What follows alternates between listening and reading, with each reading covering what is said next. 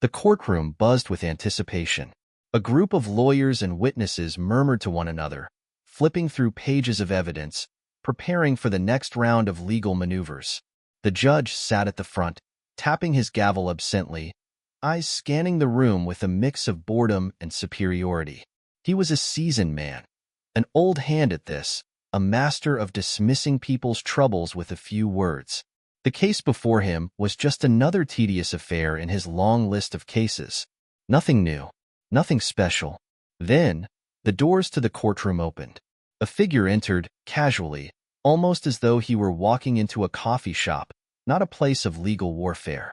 He was tall, wearing a plain brown coat, the kind of coat that seemed too ordinary to belong to someone important. His silver hair, slightly tousled, gave him an air of age, but not weakness. He had the kind of rugged, weathered look that spoke of years of living life on his own terms. Clint Eastwood. The name didn't immediately register with the judge, who was too focused on his own thoughts to notice the quiet stir that rippled through the room.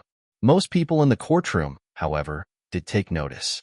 Whispers ran through the gallery like a wave. "Is that Clint Eastwood?" someone muttered, eyes wide. Clint walked past the rows of chairs, his face impassive, unreadable. He took a seat in the back, unnoticed by most of the court except for a few curious onlookers. They had expected someone with a different kind of presence, the kind that would demand attention the second he walked in. But Clint didn't seem to need that. He was comfortable in his skin, comfortable being the one who wasn't trying to impress anyone, comfortable in the knowledge that, should he decide to, he could make everyone in this room stop and listen to him. But the judge, oblivious to the stir in the room, leaned forward. He had a certain air of superiority that came with years of being on the bench. He was used to ruling over everyone in the courtroom, witnesses, defendants, even attorneys. And when he noticed Clint Eastwood sitting in the back, a smirk crossed his face. "Mr. Eastwood, I presume?" The judge's voice was loud enough to reach every corner of the room, a deliberate taunt. He wasn't really asking. The question was more of a jab, an insinuation. He'd seen the man's movies, of course. Everyone had. But in the world of law, the silver screen didn't matter. Clint didn't flinch. He didn't acknowledge the judge's comment, nor did he seem particularly concerned. His demeanor was calm, almost as though he were waiting for the world to catch up to him. The judge, growing more confident in his perceived superiority, chuckled. "Well, Mr. Eastwood, I have to say, you certainly don't look like the tough guy from the movies. What is it they say? Make my day? I don't think that'll be necessary here." A few snickers spread through the courtroom. The judge's smugness made the room ripple with laughter. He leaned back in his chair, feeling secure in the knowledge that he had the upper hand. To him, Clint Eastwood was just another celebrity trying to play the role of a big shot in a real-world setting. And if there was one thing that the judge prided himself on, it was knowing how to put people in their place. Clint didn't speak. Instead, he stared at the judge with an unwavering calmness, as if the mocking words bounced off him like rain off a windshield. He didn't have to prove anything. Not anymore. "Judge, might I ask?" The voice was low, almost a murmur, but with a tone that carried through the room with surprising weight. It wasn't Clint's usual gravelly tone that commanded attention. No, this was different. A voice that somehow managed to make everyone hold their breath, even without raising it above a whisper. The judge paused, a flicker of confusion crossing his face. This wasn't the confrontation he had anticipated, but he was too proud to back down now. He leaned forward, grinning. "Yes, Mr. Eastwood? Do you have something to say? Perhaps you've forgotten you're not the one calling the shots here?" Clint's lips curled into a faint smile, a knowing look in his eyes. "Actually, I've been in situations a lot more tense than this." His voice was steady, calm, but there was an edge to it, a quiet threat that only a few could catch. The judge, still confident, didn't pick up on the warning. "Well, if you're done playing the cowboy, we can get back to work. I'm sure you'd prefer not to waste anyone's time." The courtroom chuckled again, this time a little more nervously. The air was thick with the judge's arrogance. But Clint wasn't fazed. He hadn't been fazed in decades. Clint adjusted himself in his chair, almost as though preparing for something no one could quite see coming. His fingers brushed lightly against the lapel of his coat. Hidden beneath it, unseen by anyone except the few people who knew what it meant, was a badge. A very different kind of authority than the one this judge carried. The courtroom quieted, the atmosphere shifting in an instant. The judge's smirk wavered slightly as he felt the sudden tension in the air. But Clint didn't care for the drama. He simply wasn't here to engage in a battle of wits. He had no need for that kind of thing. He was here for something else entirely. "Judge," Clint finally spoke, his voice low but clear, "I don't need you to know who I am, but you will need to understand something soon enough." His eyes locked with the judge's, and for the first time, the judge felt a shiver run down his spine. For a brief moment, the court fell silent. Clint's reputation in Hollywood might have preceded him, but it wasn't just fame he carried with him into this room. The man had lived a life of mystery, of silent action, and, in ways far beyond his cinematic roles, had become someone who could command respect without raising his voice. And as the judge sat there, trying to dismiss Clint as just another old man playing a role, he had no idea just how wrong he was about the man in front of him. "Don't mistake me for something you can mock," Clint finished softly, his words carrying more weight than anyone could have anticipated. The room held its breath. Hit subscribe and leave a comment with where you're watching from. This story might just spark a new beginning. What's one thing that always pushes you forward, even when things get tough? The courtroom remained uncomfortably silent after Clint's words. The judge was still processing the quiet but forceful message that had been delivered without a hint of anger, yet with all the gravity of a man who knew exactly how to make an impact without a single raised voice. It was the kind of silence that spoke volumes. One that, for a moment, seemed to suspend time itself. As the judge regained his composure and prepared to continue, Clint sat back in his chair, seemingly uninterested in the drama unfolding around him. To him, this wasn't the first time someone had tried to underestimate him, and it certainly wouldn't be the last. The reality of Clint Eastwood's life wasn't something most people understood. Sure, they knew his name. His face had been imprinted on screens across the world for decades. He was the quintessential tough guy, the unrelenting cowboy, the heroic figure who would always ride into town and set things right. But that was only part of the story. The man sitting in this courtroom, silent and unbothered, was more than just a screen legend.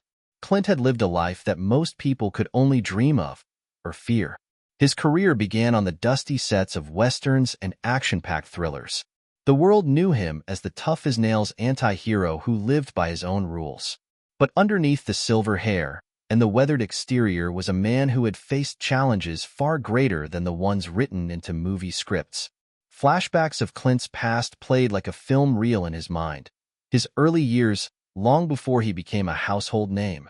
He grew up in a small town, where the dust settled thick on the roads and the air always seemed to carry a certain weight of expectation. From an early age, Clint had learned to keep his head down, to work hard, and to never let anyone see him sweat. It wasn't that Clint didn't have ambition, he had plenty of it. But his drive wasn't for fame or fortune. It wasn't for the fame that came with starring in movies or playing the role of a lone cowboy. No, Clint had joined the United States Secret Service in his youth, where he had learned the kind of discipline, respect, and restraint that would later serve him in his acting career. Clint's time in the service was shrouded in secrecy. The public knew nothing of it. To them, Clint Eastwood was just the man who played tough guys in movies. But those who had worked with him, those who had shared the quiet moments when the world was oblivious to the man behind the persona, knew a very different Clint. It wasn't just about the big screen. Clint had seen things, done things, that would never make it into the scripts. He had worked in the shadows, protecting the most powerful people in the world. The weight of responsibility on his shoulders wasn't just the weight of a movie star. It was the weight of someone who had stared danger in the face and come out alive, who had sacrificed his peace of mind for the safety of others. And it was that history, hidden away under decades of fame, that gave Clint the edge. It wasn't about his reputation as a tough guy or his stoic demeanor on screen. It was the things he had done, the lessons he had learned in silence, that made him someone not to be trifled with. The badge he carried now, tucked beneath his coat, was a reminder of that, a symbol of the unseen power that rested in the quietest corners of his life.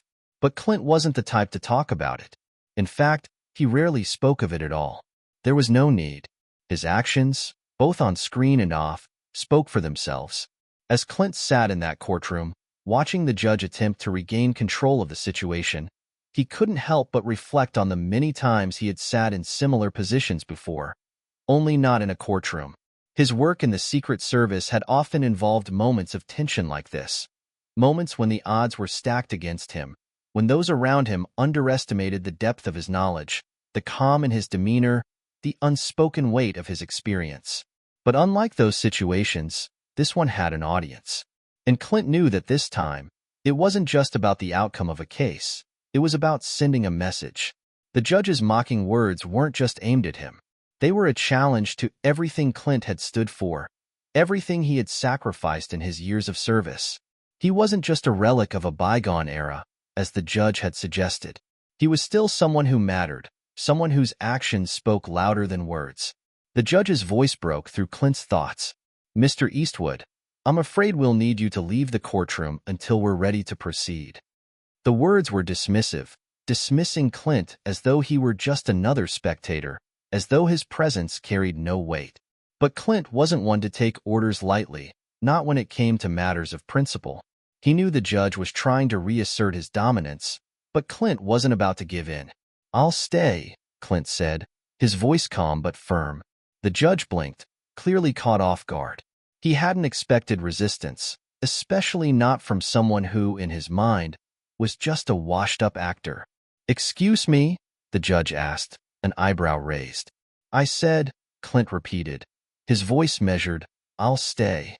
For a moment, there was silence. The judge's eyes narrowed, a flicker of recognition passing through them. He had seen Clint Eastwood's films. Everyone had. But the movies didn't prepare him for this Clint. This man sitting in front of him, exuding a quiet authority that made the room feel smaller, more intimate. The judge had expected to have the upper hand, but now, for the first time in his career, he wasn't so sure. Clint shifted in his seat slightly, then glanced around the room, his gaze lingering on a few of the attorneys. Some looked nervous, some intrigued, but none of them dared to challenge Clint directly. And the judge, realizing he was slowly losing his grip on the situation, looked away, suddenly unsure of himself. But Clint was unaffected. His mind was focused on something entirely different. The quiet power he carried within him, the years of experience that had led him here. He wasn't here to be a hero or a villain. He was here because, despite everything, Clint Eastwood had a deeper connection to justice than anyone in that room could understand. The judge finally cleared his throat and, against his better judgment, reluctantly nodded. "Very well. You may stay for now." Clint didn't acknowledge the judge's acquiescence. He merely sat back and waited, the quiet strength of his presence filling the room. And as the proceedings resumed, one thing became clear. Clint Eastwood wasn't just in this courtroom because of his fame. He was here because he had earned the right to be. And in a place like this, where power was typically wielded with words and authority, Clint knew that sometimes silence spoke louder than any gavel could. The day wore on, and the courtroom drama continued, though Clint Eastwood remained an almost passive observer, his silence as much a weapon as his words could ever be. But there was something in the air now, a shift in energy that could be felt by everyone present. The judge, who had earlier dismissed Clint with condescension, now found himself unsettled by the man's presence. The tension between the two was palpable, though it had yet to fully reveal itself.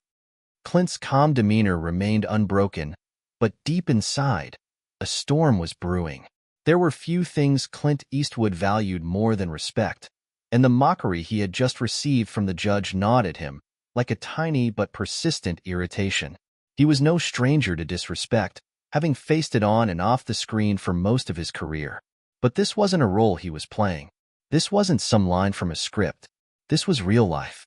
And in real life, there were consequences for underestimating the wrong person. As the proceedings went on, Clint's mind wasn't on the case at hand. He had more pressing matters to consider.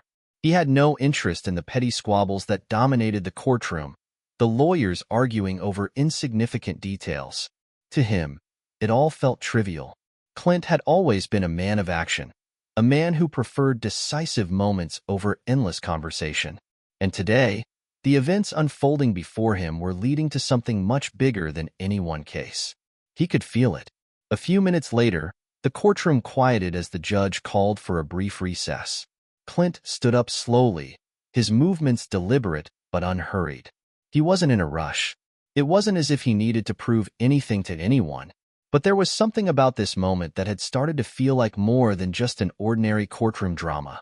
The other attorneys filed out of the room, their voices rising as they discussed the case in hushed tones. Most of them passed by Clint without sparing him more than a cursory glance. To them, he was just another celebrity who had somehow managed to slip into their world, no different than any other public figure who occasionally graced the courthouse halls. They had no idea who they were dealing with. But Clint wasn't there to talk about the case. He wasn't there to negotiate or argue. His mind was on the deeper threads of the situation, the ones that no one else in the room seemed to notice, the underlying currents of power, control, and the way people underestimated those who didn't seem to want anything. As Clint made his way out of the courtroom, his eyes locked with a figure across the hallway. It was a young woman, early 30s perhaps, standing by a row of benches, looking out of place. Her clothes were neat, but there was something about her posture, her presence, that suggested she didn't belong here. She was far too tense, her eyes flickering nervously around the hallway, as if she were waiting for something, or someone. Clint's instincts flared. He didn't need to be told that something was off. His years of experience, his time spent in the shadows, had taught him to trust his gut, and right now, his gut was telling him that the young woman wasn't just an innocent bystander. He walked toward her, each step deliberate, his gaze never leaving her face. She didn't notice him at first. Her eyes were fixed on something ahead of her, perhaps the door leading to the courtroom, or maybe someone on the other side. But as Clint drew closer, she turned her head, her eyes widening as she registered his presence. Clint stopped in front of her, his expression unreadable. "You seem out of place," he said, his voice low, almost a whisper. The woman froze for a moment, her mouth opening slightly, unsure of what to say. She had clearly been expecting someone, or something, but she hadn't expected Clint Eastwood. I'm just waiting for someone," she stammered, then quickly added, "It's nothing." Clint's eyes narrowed slightly. He could see the tension in her posture, the way her hand gripped her purse a little too tightly, as if it were a shield. He'd seen that nervous energy before. It wasn't just anxiety, it was fear. And fear was always a good indicator that there was something to uncover. "Waiting for someone, huh?" Clint repeated, his gaze sharp. He wasn't buying it. The woman swallowed hard, clearly caught off guard by Clint's directness. After a brief pause, she exhaled slowly and looked up at him, her eyes now filled with a mixture of curiosity and something else, something he couldn't quite place. "You're Clint Eastwood, right?" she asked, her voice trembling slightly. Clint nodded once, his expression remaining calm but intense. "That's me. But you didn't come all the way here to talk about my movies."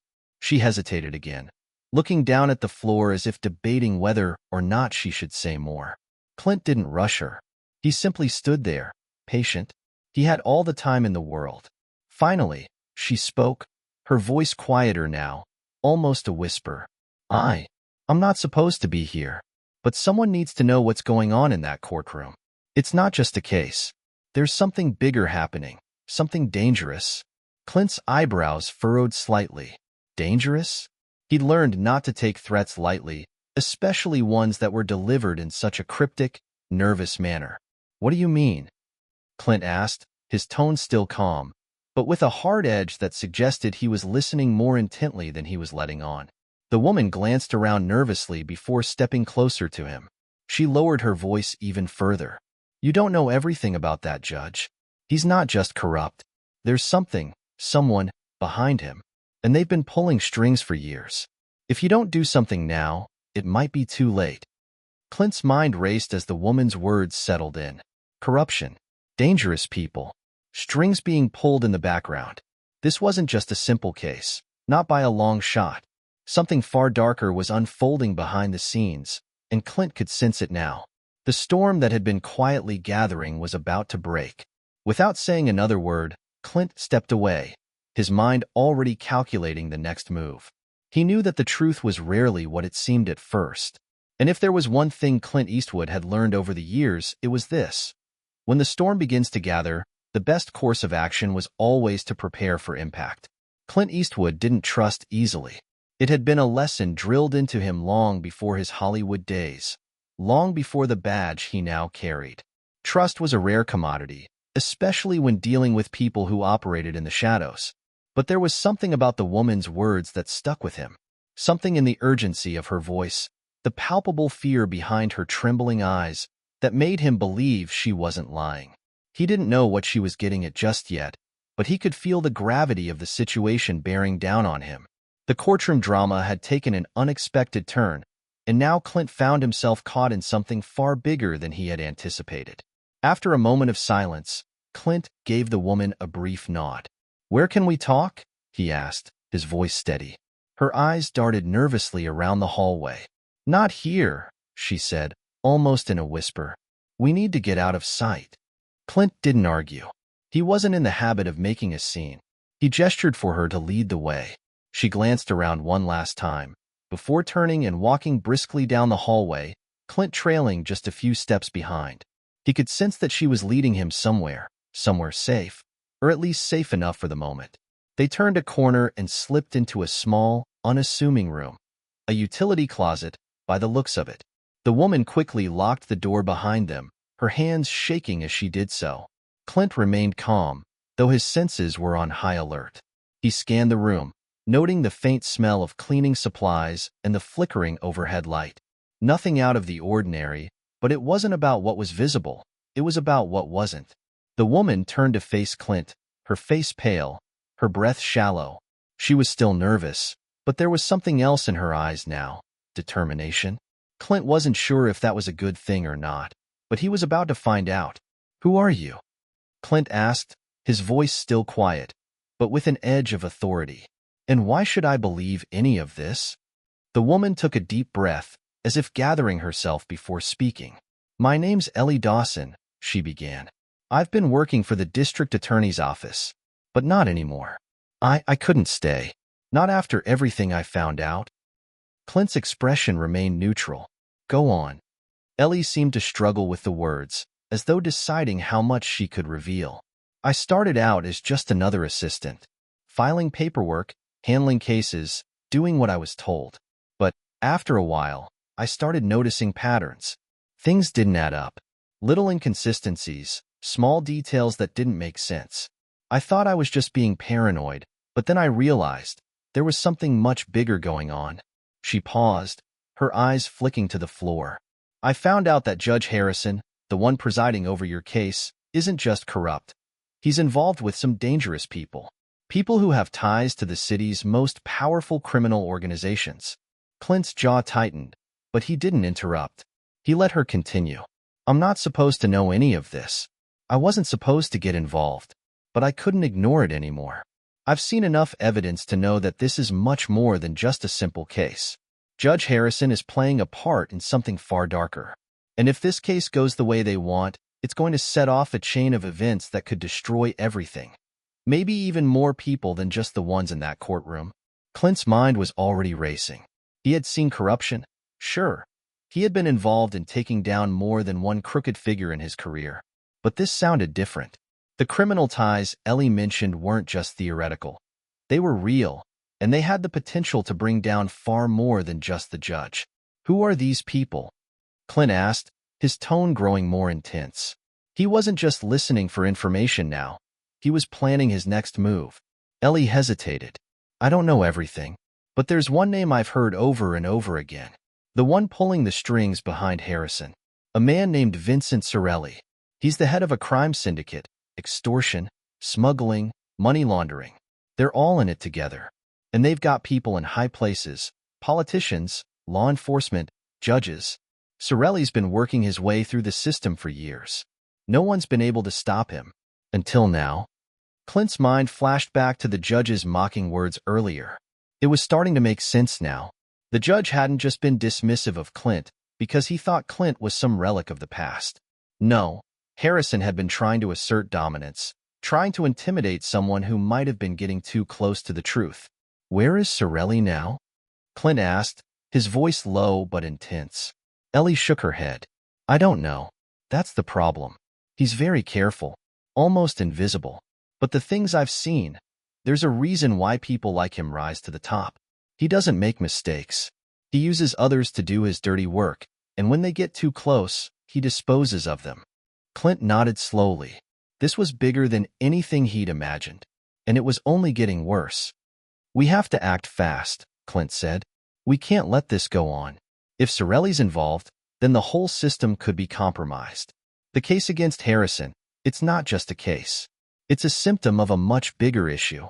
Ellie's eyes widened, as if she hadn't fully realized the extent of what she had stumbled into. What are we going to do?" Clint's gaze hardened. "We find Sorelli. We expose the truth, and we take them down. But we need to be careful. We can't just rush into this. If Sorelli is as powerful as you say, we'll need more than just the two of us." Ellie nodded, a look of resolve settling on her face. She hadn't expected Clint Eastwood, of all people, to be in on this, but now that he was, she felt a sense of relief. She had been alone in this for so long, but now there was someone who had the power, the experience, and the will to get things done. Clint didn't waste any time. He reached into his jacket and pulled out his badge, which he had kept hidden from view up until now. The U.S. Secret Service badge gleamed in the dim light of the closet, a quiet reminder of Clint's real identity. "Let's get to work," Clint said, his voice steady. "It's time to turn this thing around." Clint Eastwood had spent years in the world of high stakes, making calculated moves and dealing with some of the most dangerous people imaginable. But what Ellie had just told him was on another level entirely. A criminal syndicate so well entrenched that it had its hands in everything, from the highest echelons of power to the darkest corners of the streets. As they left the small utility room, Clint's mind was already ticking through possibilities. It wasn't enough to expose a judge's corruption. This went far beyond that. Vincent Sorelli wasn't just a name. He was a shadow, lurking behind the city's power structure, pulling strings with precision. Clint knew the real challenge lay in taking down someone who had mastered the art of staying hidden. But that was a challenge he'd taken on before, and always come out on top. Ellie seemed more composed now, though the tension still hung in the air between them. They navigated the halls of the courthouse, avoiding the growing number of people returning to the courtroom for the next session. The stakes had shifted, and Clint wasn't about to let this opportunity slip through his fingers. He needed information, and he needed it fast. They stepped into a nondescript elevator. Clint didn't speak at first. He was formulating a plan. Ellie, on the other hand, couldn't seem to stop fidgeting. Her fingers tapped nervously on her purse as she glanced up at Clint. "So, what now?" she asked, her voice quieter than usual. "How do we go after Sorelli?" Clint pressed the button for the ground floor, his gaze fixed ahead. "First, we find out everything we can about him, who he's working with, who his allies are, and where he's hiding." He exhaled slowly. The thing about people like Sorelli is that they don't make mistakes, but they also rely on others. That's where we come in. Ellie shifted uncomfortably. "You really think we can do this? I mean, Sorelli's connected everywhere. He's got people everywhere. And, well, look at what's happened to people who've crossed him. They disappear. Just like that." Clint turned to look at her, his face as hard as steel. "People like Sorelli only win as long as people are too afraid to fight back. We're not going to let that happen. If he's in the shadows, then we drag him out into the light. That's the only way we stop him." Ellie hesitated but nodded. There was something about Clint's calm, unshakable confidence that made her believe that maybe, just maybe, they could actually pull this off. The elevator doors dinged open, and they stepped out into the busy courthouse lobby. Clint surveyed the area, his sharp eyes scanning the crowd of lawyers, judges, and witnesses milling about. No one seemed out of place. But Clint knew better. Sorelli's network likely extended to places like this, hidden in plain sight. The trick was knowing who to look for. "Let's start with Harrison," Clint said, breaking the silence as they walked toward the exit. "We know he's involved, but there's more to uncover. He's a key piece in the puzzle." Ellie nodded. "But how do we get to him without tipping him off?" Clint's lips curved slightly, a smirk that didn't quite reach his eyes. We don't go straight for him. We start with his connections, people he trusts, people who have been in his orbit. We get to them, and the rest of it will unravel. Sorelli's network is built on relationships, and once we break those down, Harrison and Sorelli won't have anywhere to hide. Ellie looked uncertain, but Clint's demeanor was resolute. He had faced danger before, and now, with the clock ticking, he wasn't about to back down. This wasn't just about bringing down a corrupt judge. It was about stopping a criminal empire before it consumed more lives. They spent the next few days gathering intel.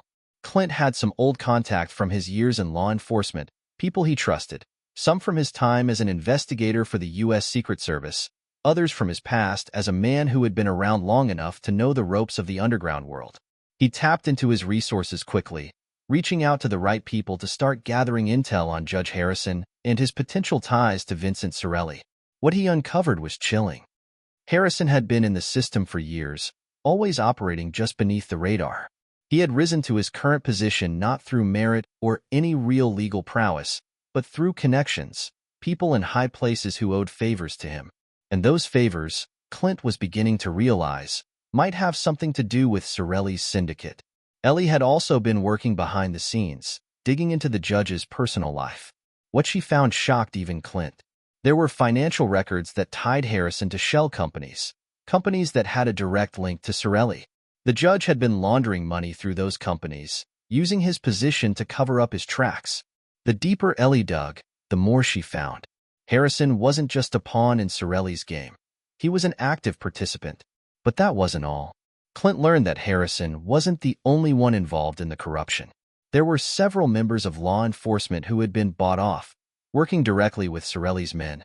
Clint's contacts revealed names, detectives, officers, even prosecutors, who had been either on Sorelli's payroll or too afraid to speak up. The entire system had been tainted by the syndicate's influence. "Are you ready for this?" Clint asked Ellie as they met in a small, inconspicuous cafe, far from the courthouse and any prying eyes. Ellie had been quiet for most of the day, digesting everything they had uncovered. Now, sitting across from Clint, she looked up, her face a mixture of disbelief and resolve. "I didn't realize just how deep it went," she admitted. "I thought it was just about a few crooked deals, but this is a whole system of corruption. It's everywhere."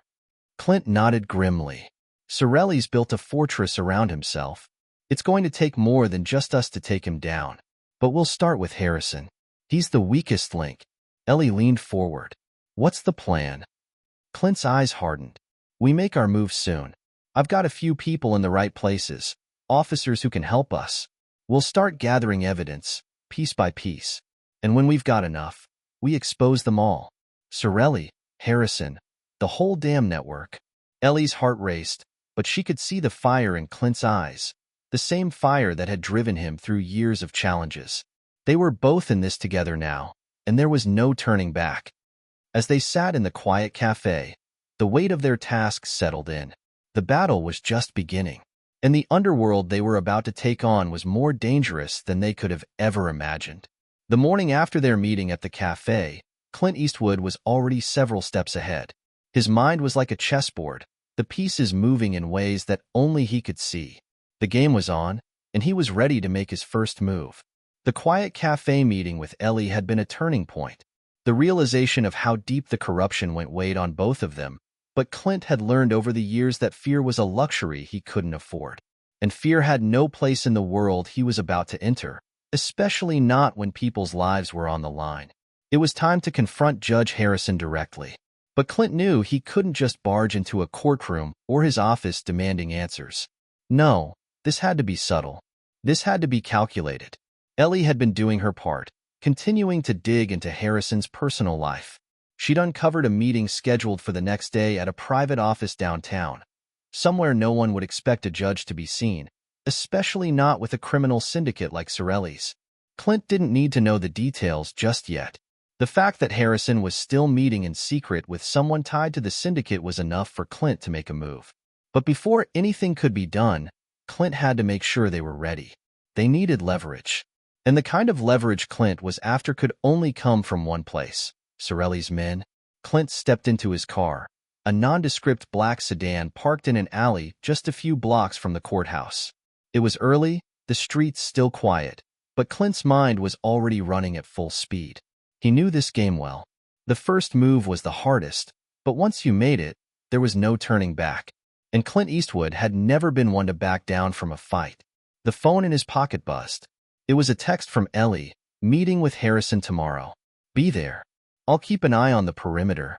Clint's eyes narrowed as he read the message.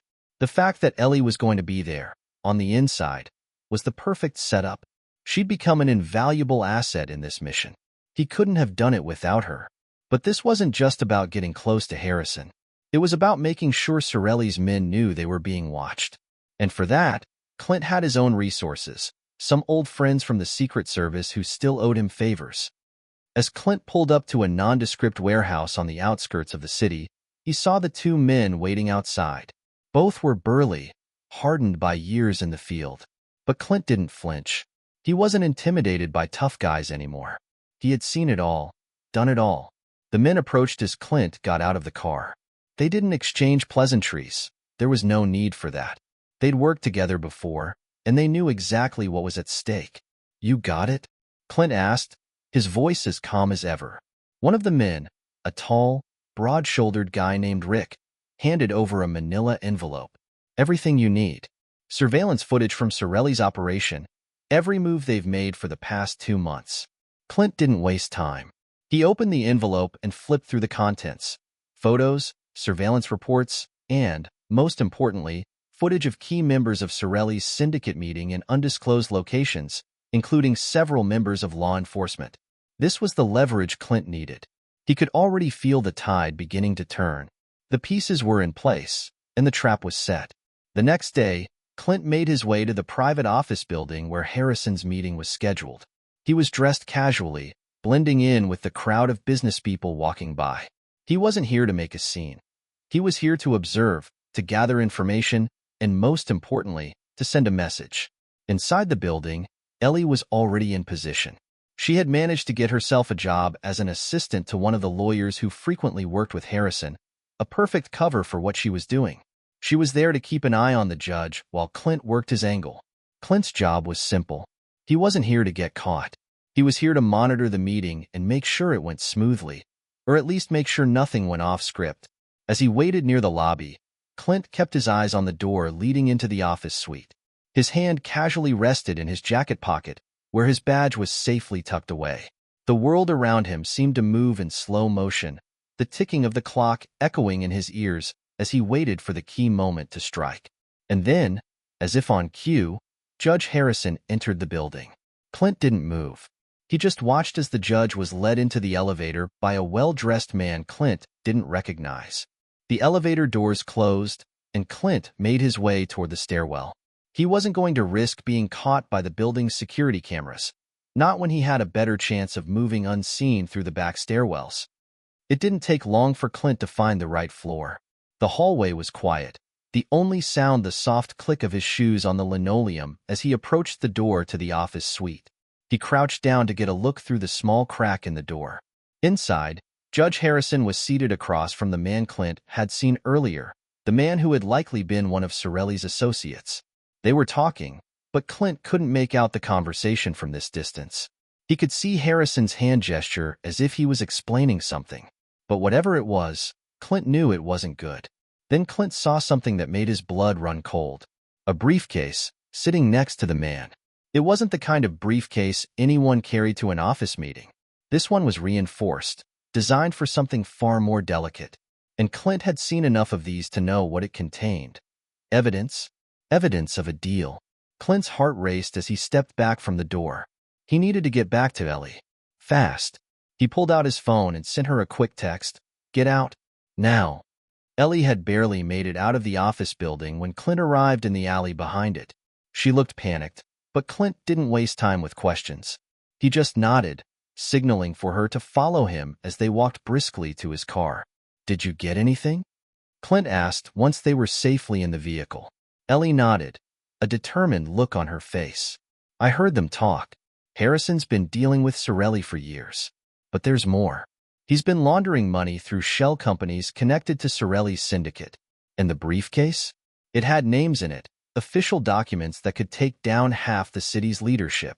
Clint's eyes narrowed. We've got them. It's time to move. The hours following their discovery felt like a blur. Clint and Ellie had just stumbled upon something monumental: documents implicating Judge Harrison, his dealings with Sorelli, and a network of corruption that reached into the very core of the city's power. But even as they absorbed the weight of their findings, they both knew this was only the beginning.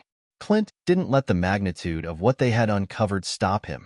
The fight was just heating up, and he wasn't about to let a little thing like shock slow him down. There was a strategy to execute, and he needed to act fast. The information they had, evidence of a judge laundering money for a criminal syndicate, was powerful, but it wasn't enough. It was a time bomb that needed to be handled carefully. They couldn't just walk into a prosecutor's office with this kind of evidence, not without a plan. There were too many risks, too many people in the city who could be compromised. No, Clint knew they needed to hit Sorelli where it would hurt the most. By cutting off his connections, exposing his key players, and creating chaos in his carefully constructed world. Ellie was sitting in the passenger seat of Clint's car, her fingers absently tapping on the documents they had taken from the office building. She looked up as Clint slammed the car door shut, his face hard as granite. "We've got our work cut out for us," Clint said as he climbed into the driver's seat. "I know," Ellie replied, her voice tinged with exhaustion. "But Clint, do you realize what we have here? This isn't just about taking down one judge. It's about taking down an entire network." Clint nodded, his grip on the steering wheel tightening. "That's the plan. But we've got to be careful. The more we expose, the more dangerous it becomes. Sorelli won't sit back and let this slide." "Then we have to move fast," Ellie said, determination in her voice. "We can't let him know we're onto him." Clint glanced over at her, a rare moment of acknowledgement in his eyes. "You've got the right mindset. Fast and smart. We're not just after one person here. We're after the whole damn empire." Their first move was to take the information to Clint's old friend, Detective Greg Callahan. A seasoned cop who had seen it all, Greg was one of the few people Clint trusted to keep his cool in high-pressure situations. Greg had his ear to the ground in the city, and if anyone could move the pieces in their favor, it was him. They met at a diner on the edge of town, a place that had been Clint's go-to for covert meetings for years. Greg was already waiting at a booth, sipping on coffee and scanning the room. When he saw Clint and Ellie approach, he stood up, his eyes sharp and calculating. "You two look like you've got a load on your shoulders," Greg said, his voice gruff but welcoming. "What's the situation?" Clint slid into the booth across from Greg and placed the manila envelope on the table, pushing it toward him. "Everything you need is in here. Harrison, Sorelli, the whole damn network. We've got the evidence, Greg. It's all here." Greg's eyes scanned the contents, his brow furrowing as he flipped through the documents. His fingers paused on the list of names and shell companies tied to Sorelli. "This is big, Clint. Really big." "I know," Clint said, leaning back in the booth, "which is why we need to move carefully. Sorelli won't just sit back while we expose him. He's got people everywhere, even in your department. We need to make sure we have the right people on our side before we make a move." Greg nodded slowly, his mind clearly working. "I'll get to work on this. I'll make sure the right people are brought in, people who won't be compromised. But we need to be cautious. If this gets out, Sorelli won't hesitate to come after us.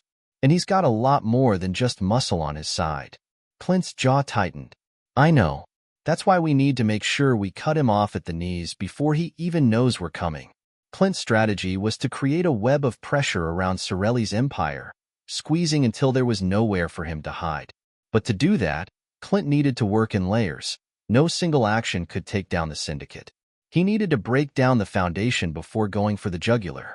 Greg's team would begin by tracking the financial trail, following the money from the shell companies and into the pockets of Sorelli's inner circle. Meanwhile, Clint and Ellie would dig deeper into the remaining members of the criminal network, targeting key figures who were too greedy or arrogant to keep their heads down. The first break came a few days later when Greg contacted Clint with a lead. One of Sorelli's men, an enforcer named Dominic Rossi, had been seen near a warehouse just outside the city, meeting with a known arms dealer. Rossi was an unpredictable wild card, one of Sorelli's top men, and his presence in the area raised Clint's suspicions. If Rossi was making deals with the arms dealer, there could be something bigger in play, something that would give Clint the leverage he needed to turn the tide. He and Ellie made their way to the location, Clint's instincts guiding him as they carefully approached the warehouse. The warehouse was quiet, almost too quiet. Clint kept to the shadows, Ellie close behind him. They were both aware that this could go south quickly, but Clint wasn't about to back down now. Not with everything they had uncovered. Inside, they found Rossi and a group of Sorelli's men negotiating with the arms dealer. Clint watched through a crack in the door, eyes scanning the room for any sign of weakness. It was time to get a closer look, time to catch them in the act. Ellie slid a set of lockpicks from her bag, silently working on the door's lock. She was quick, efficient. Years of practice had made her an expert at slipping past security unnoticed. The door clicked open, and Clint motioned for her to stay low. Together, they crept into the shadows. It was there, in the dim light of the warehouse, that Clint saw it, the weaponry. Dozens of guns, boxes of ammunition, all arranged like inventory. But there was something off about it. Some of these weapons didn't look like anything Clint had seen before. There were pieces that didn't belong, high-grade military weapons, ones that could easily get Sorelli's crew involved in something much bigger than street-level crime. As Clint scanned the room, he realized that this wasn't just about weapons. It was a sign of something more. Sorelli was preparing for something major, something that could escalate beyond the city. Clint turned to Ellie, his eyes hardening. "We've got what we need. Time to move." They retreated quietly, their mission far from over. But with each piece of evidence, with each secret they uncovered, they were closer to exposing the full scale of the operation. The web was closing in, and it was only a matter of time before Sorelli's empire began to unravel. Clint Eastwood's world had always been a series of calculated risks, but even he knew when the stakes were too high. With each piece of evidence they uncovered, the heat was turning up. Sorelli had to be feeling the pressure by now. The city was starting to feel it too. The criminal empire that had been lurking in the shadows for so long was suddenly on the verge of being exposed, and that meant everything. Old friendships, loyalties, and alliances was about to be tested. Clint leaned back in his chair at the diner, his fingers tapping rhythmically on the table as he stared at the evidence in front of him. Ellie sat across from him, her face illuminated by the dull light of the overhead lamp. She was flipping through the notes she'd taken from the warehouse operation, looking for patterns, connections, anything they could use to push further into the heart of Sorelli's syndicate. Rossi was talking to the arms dealer about something else, Ellie said, glancing up at Clint. "There's a reference to a shipment coming in next week. If we can track it, we might be able to find out what Sorelli's really up to. It's more than just weapons." Clint didn't need to be told twice. He knew that the shipment was a lead they couldn't afford to lose. But there was a problem. A shipment like that, especially one that was connected to Sorelli, wasn't going to be easy to track. Clint's network of contacts wasn't big enough to cover the kind of reach Sorelli had. They would need help, but not just any help. They needed someone on the inside, someone who could get them the information without blowing their cover. "We'll need to get in touch with someone who knows the ropes of the docks," Clint said, his voice low. "I've got a few people who might know how to get that information, but we can't tip anyone off. We'll need to move fast." Ellie nodded, her face grim. "We don't have much time. If Sorelli is making moves like this, it's only a matter of time before we get noticed." Clint gave her a reassuring look. "We won't get noticed. Not if we're careful." The next morning, Clint made his way to a rundown warehouse near the docks, a place where no questions were asked and secrets were traded for a price. It was exactly the kind of place where people like Sorelli's men did their business. And it was exactly the kind of place Clint needed to dig deeper. As Clint approached the front entrance, the familiar scent of salt water and rust filled the air. The place was quiet, too quiet, Clint thought. It wasn't just a warehouse, it was a hub for illicit activity. Inside, boxes of unmarked goods stacked high, and the sound of faint voices could be heard coming from the back. It was here that Clint was meeting with his old contact, Tony. Tony had worked the docks for years and knew everyone who came and went. If there was anyone who could help him track down that shipment, it was Tony. Clint pushed through the creaking door and stepped inside. A figure in a dirty jacket stood by a stack of crates, his face hidden in shadow. It was Tony, no doubt about it. "You've got the goods?" Clint asked, keeping his voice casual but alert. Tony stepped into the light, revealing a weathered face and the kind of eyes that had seen too much. He took a long drag from a cigarette before flicking it to the ground. "Yeah, I've got the info," Tony replied, his voice rough. "But it's gonna cost you, Clint. You don't get this kind of intel for free." Clint knew what that meant. Tony was asking for a favor. It was always the same. Nothing came without strings attached. But Clint didn't have much choice. "Name it," Clint said, his tone steady. Tony leaned in, his voice dropping to a whisper. "There's a shipment coming in tonight, all right? Big one. But here's the kicker. It's not just weapons. It's got something else hidden in it, something I'm not supposed to talk about. You want the details, you'll have to get to the guy who's overseeing it." Clint's interest peaked. "Who's the guy?" Tony glanced around nervously before speaking. "His name's Luis Carino. Runs the show at the docks. He's got connections all over, and if anyone knows what's inside that shipment, it's him." Clint's mind raced. Carino was a name he'd heard before. Ruthless figure in the underworld. If he was involved, it meant the shipment was more than just a transaction. It was likely a game changer. "Where can I find him?"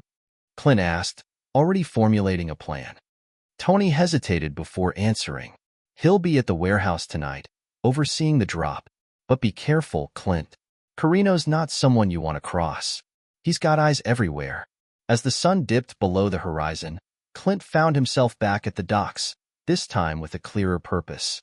He knew where Carino would be, but the question was, how would Clint approach him? Carino didn't strike Clint as someone who could be easily intimidated, and Clint wasn't in the mood for a gunfight. This had to be done carefully, and Clint was a master at working in the shadows. He approached the warehouse under the cover of night, blending in with the workers who were busy unloading various shipments. There were guards posted at every entrance, and Clint knew that if he didn't approach this right, he'd have more than just Carino to worry about. He spotted Carino standing at the far side of the warehouse, talking to a group of men. Clint didn't hesitate. He moved quietly, slipping through the maze of crates and stacks of goods until he was only a few feet away from the group. It was then that Clint heard something that made his blood run cold. Carino was speaking in low, hushed tones. "We've got to move fast. If they find out what's in that shipment, it's game over," Carino said. "We can't let anyone get close. Keep it tight, no mistakes." Clint's pulse quickened. The shipment wasn't just a shipment. It was something far more dangerous. This was it. This was the break they needed. As the men dispersed, Clint slid behind a stack of crates and waited for Carino to move. When the time was right, Clint would confront him. He would get the information he needed, one way or another. And this time, there would be no backing down. Hours later, as the night wore on, Clint's moment came. Carino walked alone toward the rear of the warehouse, the silence of the docks settling in around them. Clint's footsteps were almost soundless as he approached, his instincts sharpening. This was the moment. He had to get close enough to speak to Carino, without anyone noticing. Just as he was about to make his move, Clint heard a voice behind him. "Not so fast, Clint." The voice behind Clint was like a cold rush of air, freezing him in his tracks. He had barely heard the footsteps. The sound of the docks at night always masked the subtle movements of the dangerous, but it was too late now. "Not so fast, Clint." Clint's hand instinctively slid down to the holster at his side, his fingers brushing against the cool metal of his gun. He hadn't drawn it, not yet, but the sudden sense of urgency made him ready for anything. His eyes quickly scanned the shadows, trying to identify the threat before it could fully materialize. He turned slowly, trying to keep his movements as calm and measured as possible. The last thing he needed was for someone to see the tension in his body. But deep down, Clint knew he couldn't afford to be cautious now, not when he was so close to the truth. A figure stepped into view, tall and broad-shouldered, with the unmistakable presence of someone who had spent their life in the shadows. It was Sorelli's right-hand man, Marco Vitali. Clint had crossed paths with him before, but never in a situation like this. Marco wasn't known for his subtlety, and his reputation for violence preceded him. Well, well, Marco said, a smirk tugging at the corner of his lips. Clint Eastwood, the man who thinks he can take down an empire. Clint straightened his back, a small flicker of recognition passing through his eyes. Marco had always been a thorn in his side. Ruthless, cold, and dangerously unpredictable. But Clint had never been one to back down, especially when the stakes were so high. "What's the deal, Marco?" Clint asked, keeping his voice steady. "You following me now?" Marco took a step forward, his gaze sharp and calculating. "I'm not following you, Clint. I'm here to make sure you don't get any closer to Carino or his shipment." Clint's mind raced. He had to think fast. Marco wouldn't be here unless Sorelli had already figured out what he was up to. There was no way they were going to let him walk away from this. The question was, how far would Marco go to stop him? "I'm not here to cause trouble," Clint said, trying to play it cool.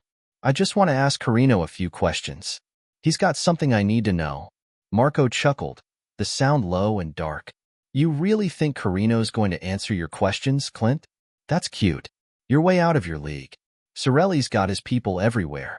You're not walking out of here with anything but a bullet in your back." Clint didn't flinch, but the pit in his stomach grew heavier with every word. He had to get to Carino. He couldn't afford to let Marco derail everything now. But he also knew that getting into a physical confrontation wasn't the best choice. Not in a place like this, with no backup, no real plan. Marco moved closer, his footsteps slow and deliberate. "You've got two options, Clint. Walk away, forget about this, and live to see another day. Or we can make things interesting. I'll take you to Sorelli myself." Clint's mind was working overtime now. He could feel the heat of the situation building, every second counting as his options narrowed. He knew Marco wasn't bluffing. The man was a snake, venomous and ready to strike. But Clint wasn't about to back down. Not now. Not when he was so close.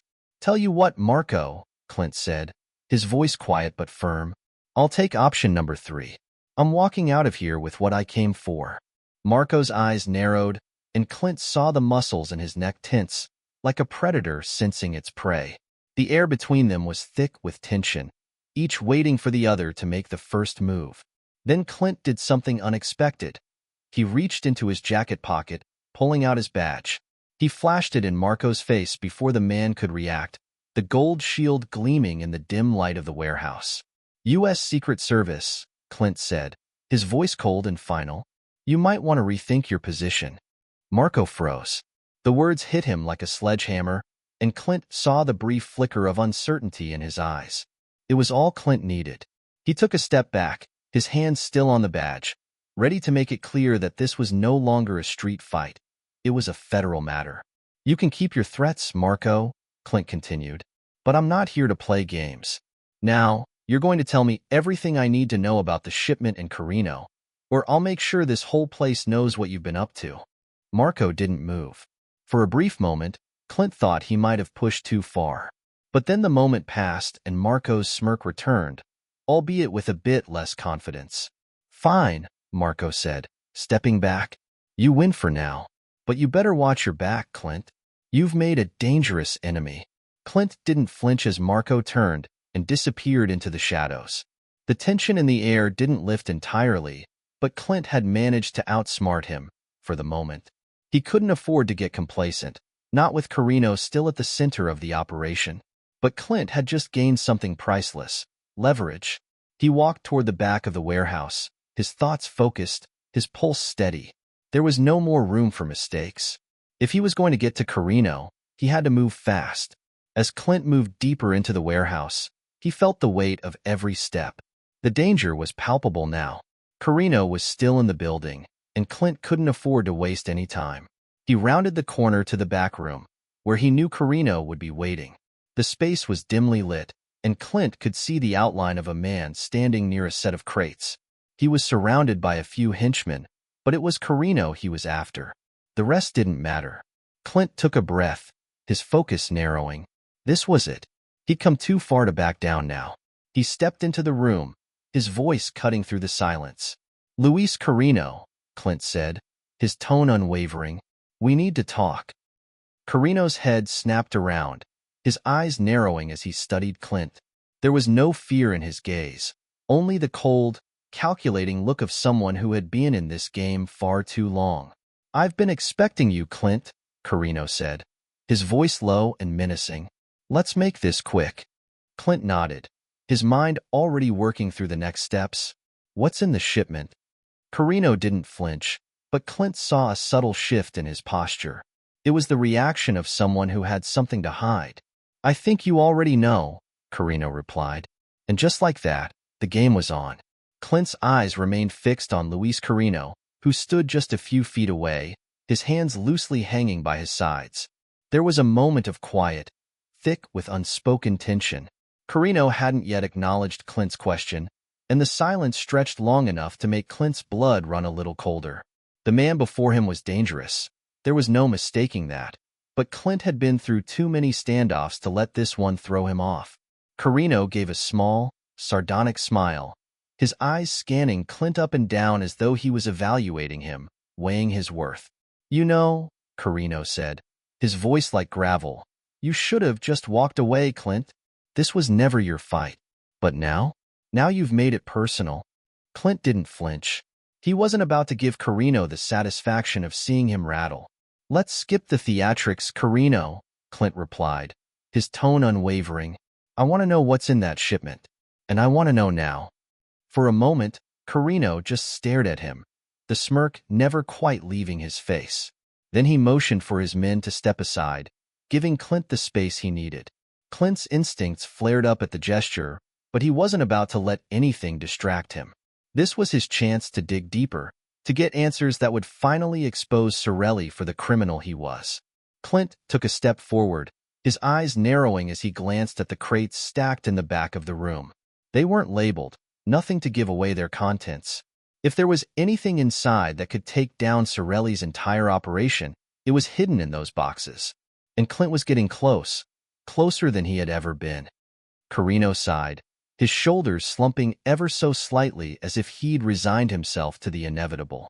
"You really want to know?" he asked, his voice dripping with condescension.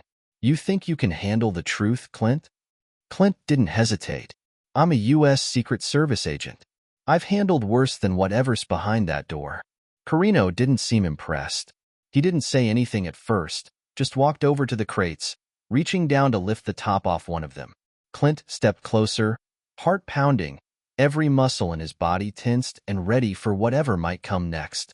Inside the crate were several small black cases, nothing unusual at first glance. But Clint's trained eye caught the glint of something metallic in the dim light. He stepped forward, bending slightly to get a better look. "This is it, isn't it?" Clint said, his voice low. "This is what Sorelli's been hiding." Carino turned toward Clint, his face a mask of disdain. "You're damn right. This is what's going to make Sorelli untouchable. This shipment, it's not just weapons. It's a chemical compound, something that can change the entire game. Sorelli's planning to flood the streets with it. He doesn't want to just control crime. He wants to control people's minds." Clint felt his stomach churn at the words. A chemical compound? Mind control? He had heard of dangerous drugs, but this was something entirely different. The implications were staggering. If this fell into the wrong hands, or worse, if it spread, Sorelli wouldn't just be another crime boss.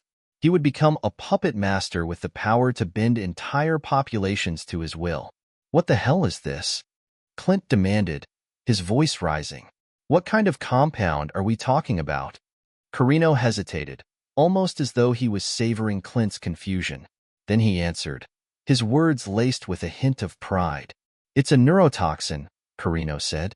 "It's undetectable, fast-acting, and it doesn't leave traces in the bloodstream.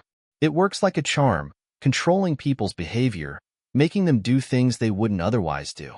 With this, Sorelli could destabilize entire governments, ruin industries, make people believe whatever he wants them to." Clint could feel the weight of the words sink in like lead. This was no ordinary criminal operation. This wasn't just about money or power. This was about control on a scale Clint had never seen before. "Why are you telling me this?" Clint asked, the question almost slipping out before he could stop himself. "You could have walked away from this, Carino. You're as much a part of it as Sorelli." Carino let out a low chuckle. You think I'm loyal to Sorelli? Please. I've been playing my own game for years. I'm telling you this because I'm done with being his pawn. But you? You're a threat. A big one. So here's the deal. Take the information back to your government, tell them what you know, and I'll be gone before anyone realizes what happened. I've already made my escape plan. Clint shook his head, his mind racing. Carino wasn't someone who gave up easily. But was this a genuine offer of help, or was it another ploy? Clint wasn't sure, but one thing was clear. This was bigger than he had ever imagined. I can't let you just walk away, Carino, Clint said. You're involved in this. You'll answer for it. Carino smirked again, like he was waiting for Clint to finally understand the truth. You don't get it, do you, Clint? Carino's voice was mocking now. Sorelli's power isn't just in the streets. It's everywhere. There's no running from him. You're in too deep. If you try to take him down, you'll be taking yourself down too. Clint's jaw tightened. He couldn't let Carino get the upper hand. Not now. You're right about one thing, Clint said, his voice hardening. Sorelli's empire is bigger than I thought. But I'm not backing down. I'm going to stop him, and I'm taking you down with him. Carino's eyes darkened, and for the first time, Clint saw a flicker of something real, a flash of fear. You're making a mistake, Carino warned, his tone shifting. Once Sorelli's men know you're onto this, they'll be coming for you. And when they come, they won't stop until you're 6 feet under. Clint knew the warning was real. He had no illusions about how dangerous Sorelli's empire was. But he had come too far to turn back now. I'll take my chances, Clint replied, his resolve hardening like steel. I've faced worse, and I'm not afraid to face it again. Hit subscribe and leave a comment with where you're watching from. This story might just spark a new beginning. What's one thing that always pushes you forward, even when things get tough? Clint's hands were steady as he pocketed the vial of the chemical compound. The room still echoed with the weight of Carino's confession, the full implications of what he had learned crashing down on him. He'd known he was in deep, but this was something else. Sorelli wasn't just running a criminal enterprise. He was creating a weapon that could destabilize entire nations. The dim light of the warehouse flickered, casting long shadows across the crates. Clint's eyes flicked toward Carino, who was still watching him, his arms crossed. Despite the bravado, Clint could see the nervous twitch in Carino's jaw, a tell that didn't match his usual cocky demeanor. So, Clint said, his voice low but clear, what's your play now, Carino? You've told me your part, but I'm not buying your escape plan. Carino sighed, his shoulders slumping slightly as he looked down at the floor for a brief moment. When he spoke again, his tone was surprisingly calm. You're right, Clint. You shouldn't buy it. I'm not stupid enough to think I can just walk away from Sorelli's wrath. But the truth is, I'm done being his puppet. This whole operation, it's bigger than me.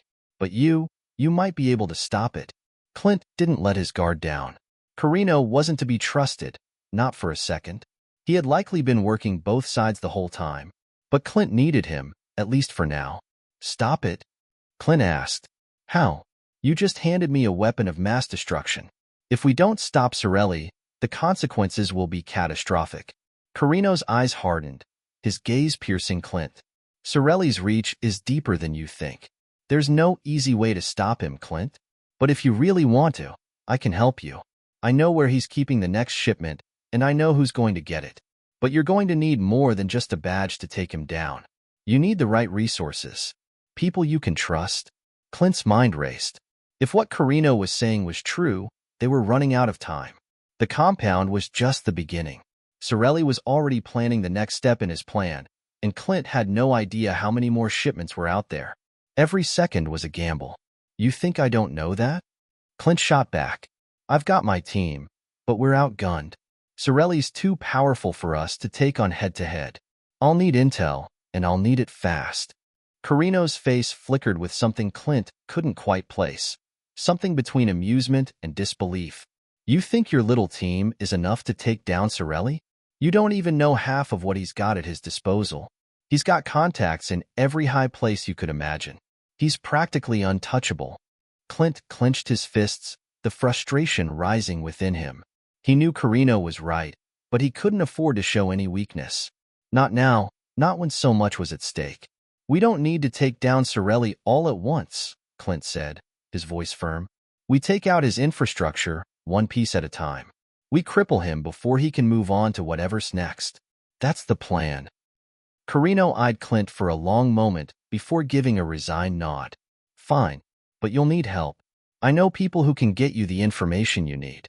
People who can get you the equipment, the manpower. But you'll have to play by their rules. Clint had no time to question it. Get me a list. Now. Carino walked over to the far wall, where he had a small desk set up with a laptop and a few scattered papers. He tapped a few keys, bringing up a list of names on the screen. Clint stepped forward, studying the list. You'll want to start with this guy, Carino said, pointing to a name on the screen. Anthony Vargas. He's got the best intel network in the city. He knows who's buying, who's selling. The rest of the names are smaller players, but they can help you get to the bigger fish. Clint nodded. Where can I find him? Carino didn't answer immediately, his eyes flicking toward the exit. He's at an old safe house near the docks, not far from here. But be careful. Vargas is paranoid. He won't just hand over information. You'll need to prove that you can protect him. Clint's mind was already working out his next move.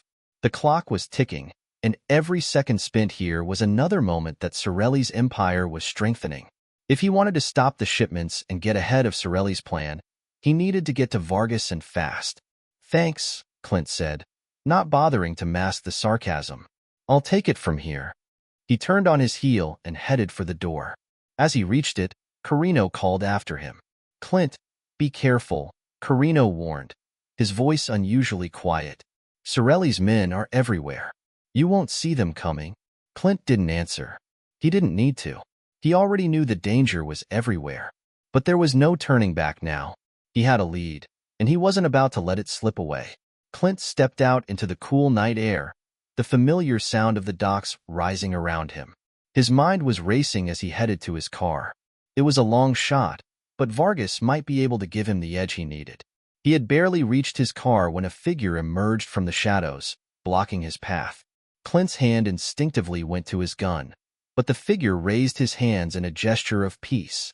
Whoa, easy there, Clint. I'm not here to cause trouble, the man said, his voice calm but firm. Clint recognized the voice instantly. Vargas, Clint said, his voice cautious but intrigued. What do you want? Vargas smirked. You think I don't know who you are? I've got eyes everywhere, Clint, and I think we can help each other. Clint didn't let his guard down, but he couldn't deny the timing was too perfect.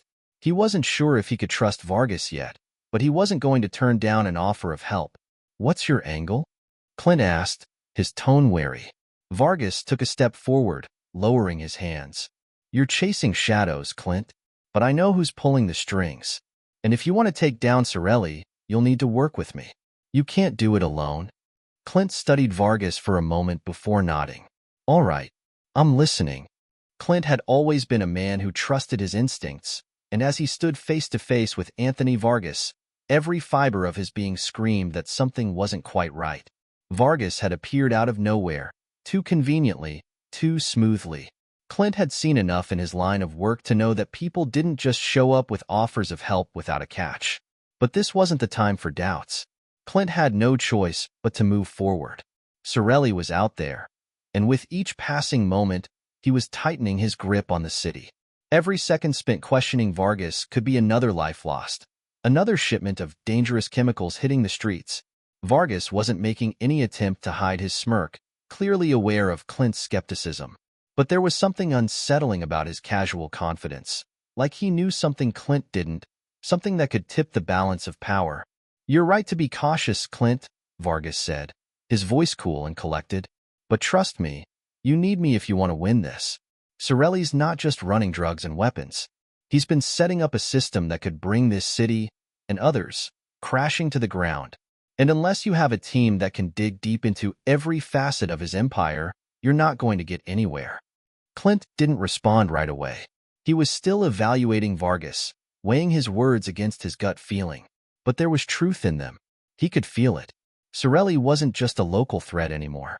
The man had ambitions, and those ambitions were spreading like a virus. "All right," Clint said, his voice firm. "I'll listen. But if you're leading me into a trap, Vargas, I'll make sure you regret it." Vargas' grin only widened. "Oh, I know. That's why I'm here to help you." The two men exchanged a long look before Vargas motioned for Clint to follow him. Without a word, they made their way through the dark alley, weaving through tight spaces between buildings until they reached an unmarked van parked by a rundown warehouse. Clint kept his hand near his weapon, but Vargas didn't seem to be concerned. He opened the back door and motioned Clint inside. Inside the van was a makeshift operations center. Laptops, papers, and various communication equipment cluttered the space. But what caught Clint's eye was the man sitting behind the desk, a tall, muscular figure with dark hair and sharp eyes. He looked up as Clint entered, sizing him up with a cold, calculating stare. "This is Dave," Vargas said, his tone turning businesslike. "He's our tech expert. He can get you the intel you need to take down Sorelli's network." Clint nodded in acknowledgement, but didn't shake the man's hand. He didn't trust anyone who was this close to Vargas, not yet, but he had no choice. The clock was ticking, and if Vargas could get them the leverage they needed, Clint would deal with the details later. "All right," Clint said, taking a seat across from Dave. "Let's get to it. What do you have on Sorelli?" Dave didn't waste any time. He typed something on his laptop, bringing up a series of maps, photos, and documents on the screen. Clint leaned in, his eyes scanning the details. "Sorelli's network isn't just here in the city," Dave explained, his voice low and focused. "He's got operations set up across several states, and we've confirmed he's got ties to foreign organizations. The man's got an international operation running under our noses. And that shipment you got from Carino? It's only a small part of it." Clint clenched his jaw, his frustration mounting. He had suspected this all along, but hearing it confirmed made it all the more real. Sorelli wasn't just a local criminal. He was a force, a shadowy figure with tentacles stretching far and wide. "We need to shut him down, and we need to do it fast," Clint said, his voice sharper now.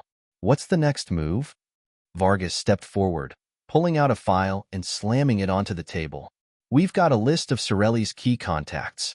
If you can take out his top lieutenants, you'll cripple his operation. But it won't be easy.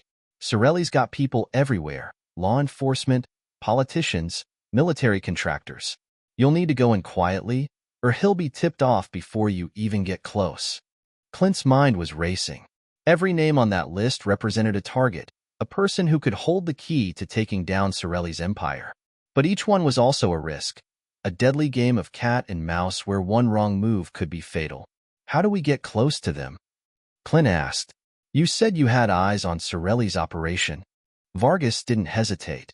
"I've got a contact in Sorelli's inner circle, a man named Tony the Hawk Hawkins. He's one of Sorelli's most trusted enforcers. I've been feeding him intel for months, keeping him in the dark about my true motives. If you can convince him you're on his side, he might lead you straight to Sorelli's headquarters." Clint raised an eyebrow. "You're asking me to trust a man who works for Sorelli?" Vargas shrugged. "You're not going to get anywhere by playing it safe, Clint. The man's ambitious, and he's looking for a way out of Sorelli's grip. If you offer him the right deal, he'll help you. But you've got to be careful. One wrong move, and it's over." Clint knew Vargas was right. The situation was delicate, but this could be their best shot at getting to Sorelli. He didn't have much time to second-guess it. The pieces were falling into place, and he had to move fast. "All right," Clint said, standing up. "Get me in touch with Hawkins. I'll handle the rest." Vargas smiled, clearly pleased with Clint's resolve. "You won't regret this. But remember, Clint, Sorelli's men aren't the only threat. There are others who want what Sorelli's got, and they'll stop at nothing to take it from him." Clint didn't say anything. He was already thinking about the next step, how to get to Hawkins and what to say to gain his trust. But no matter how this played out, one thing was clear. They were all in. The stakes had just gotten higher. As Clint turned to leave the van, he felt a chill run down his spine. Something didn't sit right, but he couldn't afford to back out now. If he did, Sorelli would win. And Clint wasn't about to let that happen. Clint's footsteps echoed in the narrow alley as he walked away from the van, the weight of what he was about to do pressing heavily on him. Hawkins was a crucial part of Sorelli's operation. Getting close to him was a gamble, but it was the only lead they had. And if Vargas was right, Hawkins wasn't as loyal to Sorelli as he seemed. Clint just had to figure out how to use that to his advantage. The dim streetlights flickered above him as he made his way toward a small, inconspicuous bar on the edge of the city. A place where whispers were traded for cheap drinks and secrets weren't hard to come by. Hawkins was known to frequent the spot when he wasn't out enforcing Sorelli's will. Clint had done his homework. This was where Hawkins would be tonight, and it was where Clint would make his play. As he pushed open the door to the bar, the stale scent of cigarette smoke and spilled beer hit him. The dim lighting made it difficult to make out faces, but Clint didn't need to see clearly to spot the two men in the corner booth. One was tall, broad-shouldered, with a hardened look that matched his name, Tony the Hawk Hawkins. The other man, sitting next to him, was younger, nervous, shifting in his seat as if he'd rather be anywhere else. Clint's eyes narrowed as he studied Hawkins. The man had a reputation, but Clint could see the cracks in the facade. Hawkins wasn't the impenetrable force he appeared to be. He was a man on the edge, looking for a way out. That was Clint's in. Taking a deep breath, Clint walked toward the booth, his boots clicking softly against the wooden floor. Hawkins didn't look up until Clint was almost upon him, and when their eyes met, Clint could see the surprise flicker in Hawkins' gaze. Clint didn't wait for an invitation. He slid into the booth across from him, leaning in slightly. "I'm here to make a deal," Clint said, his voice low and steady. Hawkins didn't react immediately. His eyes shifted to the man sitting beside him, and the younger man gave a subtle nod, as if silently giving Hawkins the go-ahead. After a long pause, Hawkins leaned back in his seat, eyeing Clint with a mixture of curiosity and caution. "Deal?" Hawkins repeated, his voice rough, as if he hadn't used it much today. "You've got guts, I'll give you that. But I'm not in the business of making deals, not with people I don't trust." Clint smiled, keeping his tone calm. "I'm not asking you to trust me. I'm asking you to trust what I can offer you." Hawkins' brow furrowed. "And what's that?" Clint leaned in closer, his voice dropping even further. "Freedom. A way out from under Sorelli's thumb. I know you've been looking for a way to get out. I can give you that chance, but I need your help to take him down first." For a moment, there was silence between them. Clint could see the wheels turning in Hawkins' mind. The tension in the air was palpable, thick enough to cut through with a knife. Hawkins' eyes flicked over Clint's shoulder, but he didn't make a move to get up. "Why would I help you?" Hawkins finally asked, his voice low. "You're just some cop with a badge. Sorelli's the one who keeps us all in line. You think you can take him down?" Clint leaned back in his seat, trying to make his words sound casual, as if he weren't dangling a life-changing opportunity in front of Hawkins. "Sorelli's empire is a house of cards, and it's about to fall. You can either be crushed with it, or you can help bring it down and walk away with something much better. All you have to do is trust me." Hawkins studied Clint for a long moment, his eyes narrowing. Clint held his gaze, knowing that this was the moment that could make or break everything. "Trust you?" Hawkins scoffed. "And what's in it for me, exactly? You think I'm just gonna help you bring down the man who's been keeping me alive for all these years?" Clint didn't flinch. "What if I told you there was someone else willing to pay for Sorelli's head? Someone with the power to make you disappear, give you a fresh start. You can walk away from all of this, no more blood on your hands. But only if you help me bring Sorelli down. I'm offering you an out." The silence stretched between them, thick and tense. Clint could see the uncertainty creeping into Hawkins' eyes, the glimmer of a man who was tired of the life he'd built. Hawkins was dangerous, yes, but he was also human, and like anyone, he had his breaking point. "I don't trust anyone, especially not cops," Hawkins said finally, his voice quiet but intense. "But I'm not as loyal to Sorelli as you think. You're right about one thing. I want out, but I need to be sure you can deliver. If you're lying to me, Clint, I'll put a bullet in your head before you even blink." Clint didn't flinch. "You're not the first person to threaten me, but you're also not the first person to want out. We're on the same side, Hawkins, whether you want to admit it or not."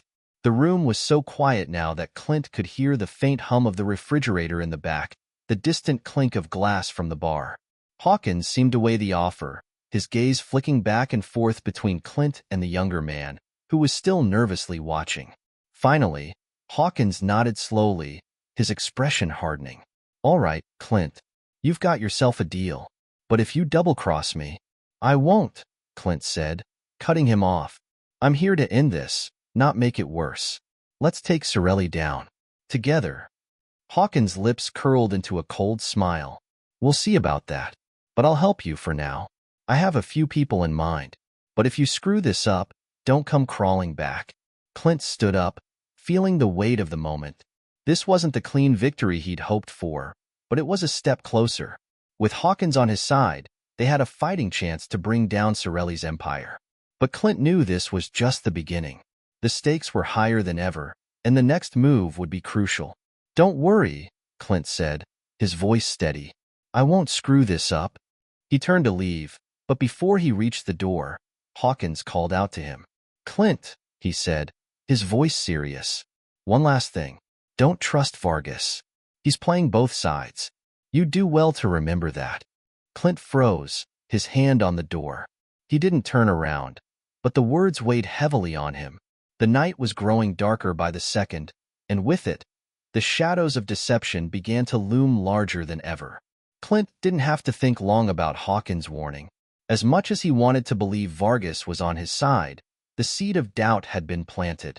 Hawkins wasn't the kind of guy to throw around accusations without a reason, and if Vargas was playing both sides, Clint needed to know before it was too late. The drive back to the warehouse felt longer than usual, every turn in the road leading him deeper into thought. Hawkins' cryptic warning echoed in his mind. Clint had already seen how slick Vargas could be. His charm and confidence, his ability to slip into conversations without ever seeming out of place. But it was that very smoothness that bothered Clint.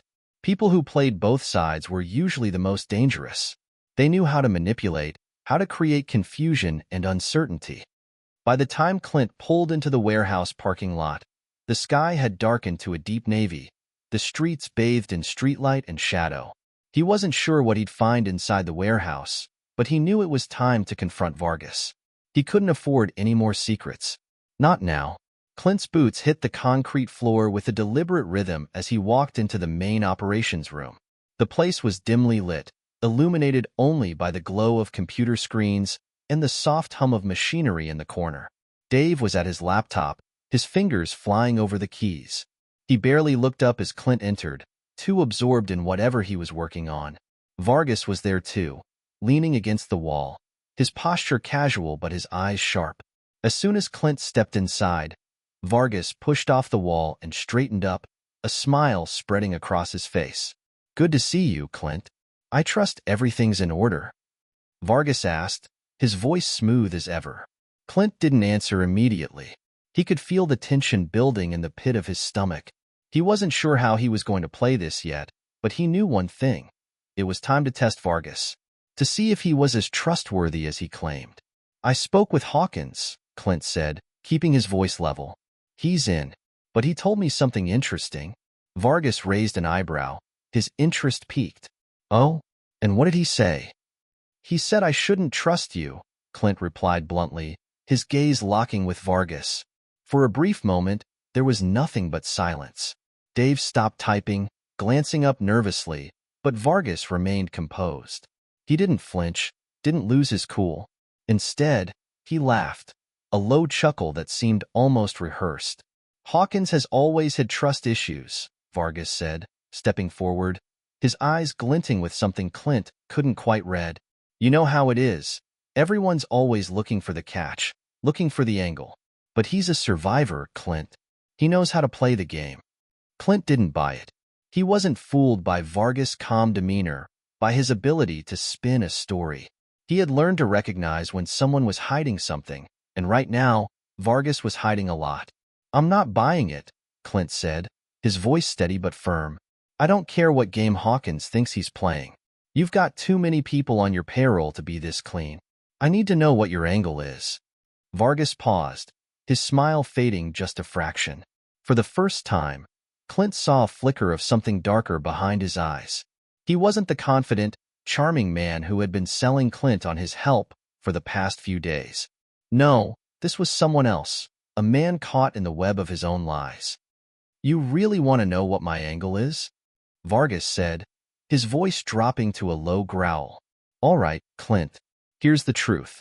I'm not in this to save you or anyone else. I'm in this for the power, the money, the freedom that comes with it. If you want to take down Sorelli, fine. I'll help you. But I'm not doing this for some sense of justice or moral high ground. I've got my own reasons for wanting Sorelli out of the picture." Clint's chest tightened. The pieces were starting to fall into place. Vargas wasn't the hero he'd pretended to be. He was another player in the game, just as dangerous as Sorelli himself. Clint had been too trusting, too eager to take the man at his word. "I should have known," Clint muttered under his breath, running a hand through his hair. "You never were here for the right reasons." Vargas stepped closer, his eyes now cold and calculating. "Look, Clint, you're in over your head, and you've got no other choice but to trust me. You think you can take down Sorelli alone? You think you're the only one gunning for him? You're playing checkers while I'm playing chess. I'll get you what you need, but don't ever think you're running the show." Clint's hands clenched into fists, the tension between them palpable. But he didn't back down. He wasn't going to let Vargas dictate the terms of this game. "You've made your intentions pretty clear," Clint said, his tone hardening. "But don't get it twisted. I'm the one calling the shots here. You help me take down Sorelli, and you get a cut of the spoils. But if you try to play me, Vargas, I'll put you in the ground." Vargas studied Clint for a long moment, his eyes narrowing, weighing the threat. But Clint didn't flinch. He wasn't bluffing. This wasn't about power or money. This was about survival. And if Vargas wasn't on his side, Clint would take him down just like he would any other enemy. Finally, Vargas broke the silence, his voice softer now, almost respectful.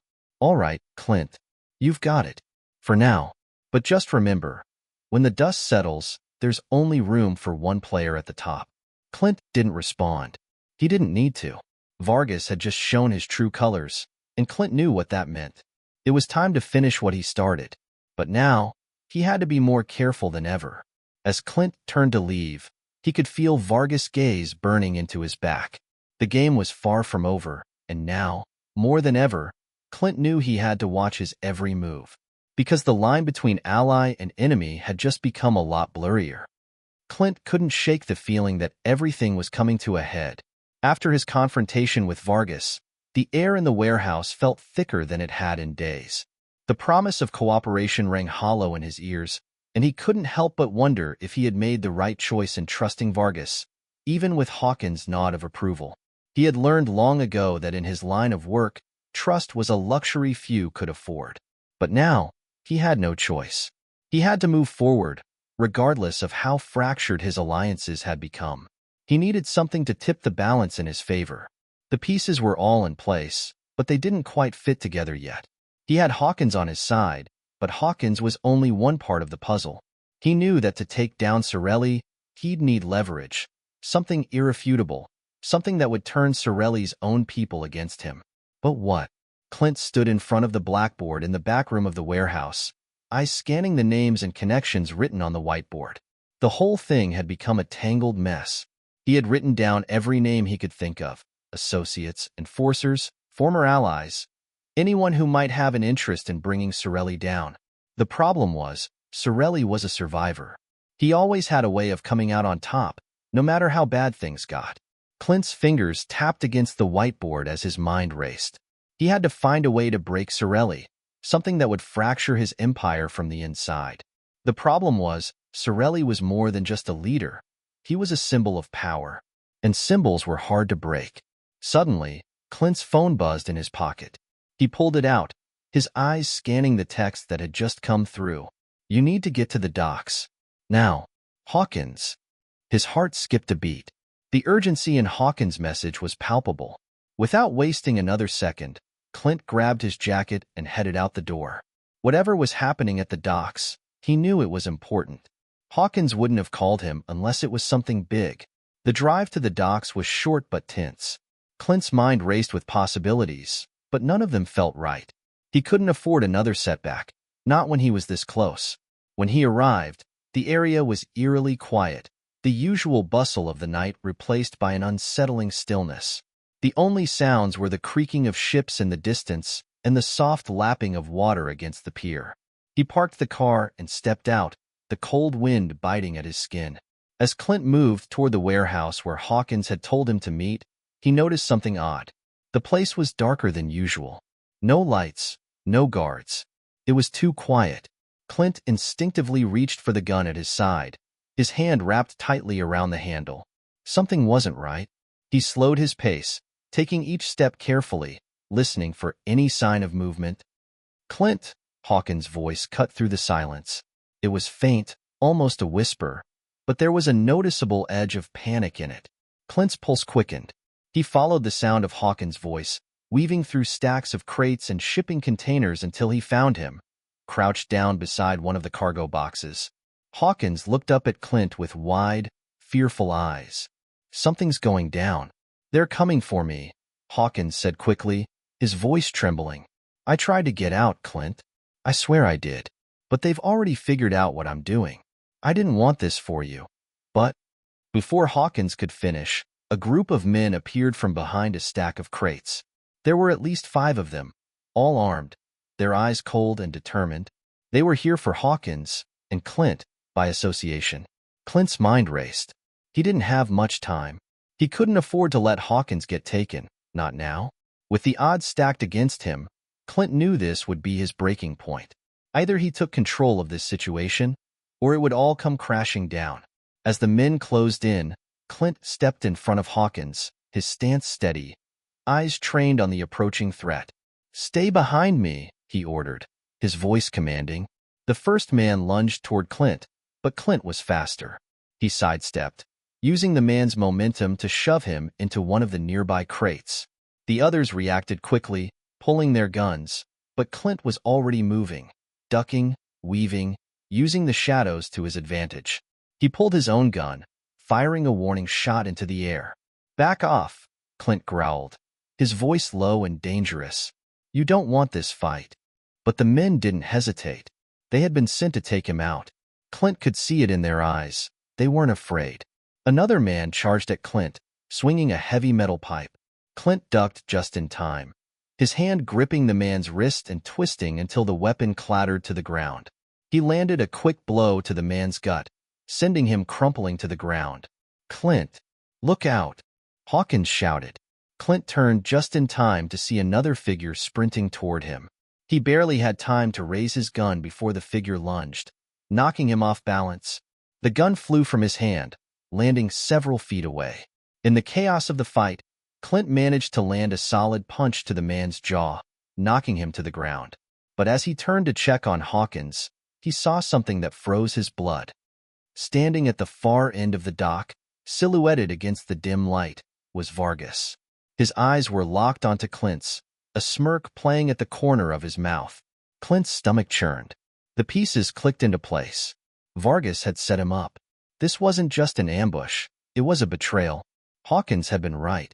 Vargas had been playing both sides all along. The realization hit Clint like a freight train. He had trusted Vargas, let his guard down. Now, he was paying the price. But he wasn't going down without a fight. "Vargas!" Clint yelled, his voice raw with anger. "This ends now." But Vargas didn't respond. Instead, he turned and disappeared into the shadows, leaving Clint with nothing but the sound of the waves crashing against the shore. The fight wasn't over, but Clint knew that this was the moment everything changed. He had been played, but he wasn't done yet. The final confrontation with Sorelli was still on the horizon, but now it would be a battle on 2 fronts, one with Sorelli and the other with a traitor who had no intention of letting Clint win. Clint helped Hawkins to his feet, both of them breathing heavily. "Vargas," Hawkins muttered, his voice laced with disbelief. "I should have known." "You're not the only one," Clint said grimly. "But I'll fix this. I'll make sure Vargas regrets this." As Clint turned to leave the docks, his resolve hardened. He wasn't just going after Sorelli anymore. He was going after everyone who had lied to him, betrayed him, or tried to take him down. The game had changed, and Clint Eastwood wasn't going to lose. Clint's mind was a blur of anger and strategy as he drove away from the docks. The betrayal stung harder than he cared to admit, but there was no time to dwell on it. Vargas had crossed the line. Clint couldn't let him get away with this. The pieces were falling into place too fast, and now more than ever, Clint realized the situation was far more dangerous than he'd anticipated. His path forward was no longer just about taking down Sorelli. It was about survival. The warehouse loomed ahead, the dark silhouette against the dimly lit city skyline, serving as a grim reminder of how deep he had gotten into this game. The fight with the men at the docks had been a wake-up call. There were more enemies than he had counted on, and now he was out for vengeance. Not just against Sorelli, but against the people who had been pulling the strings from the shadows. As Clint entered the warehouse, he found Hawkins pacing nervously, the weight of the situation clearly wearing on him. Clint had no time to sugarcoat things. There was no time for anything other than raw, cold strategy. "We need to talk," Clint said, his voice low and commanding. Hawkins stopped pacing and turned to face him, a look of guilt flashing across his face. "Clint, I don't—" Clint cut him off, his voice hard. "No excuses. I know everything." Hawkins swallowed, his eyes darting to the floor. He had never seemed so small, so vulnerable. "You don't understand, Clint.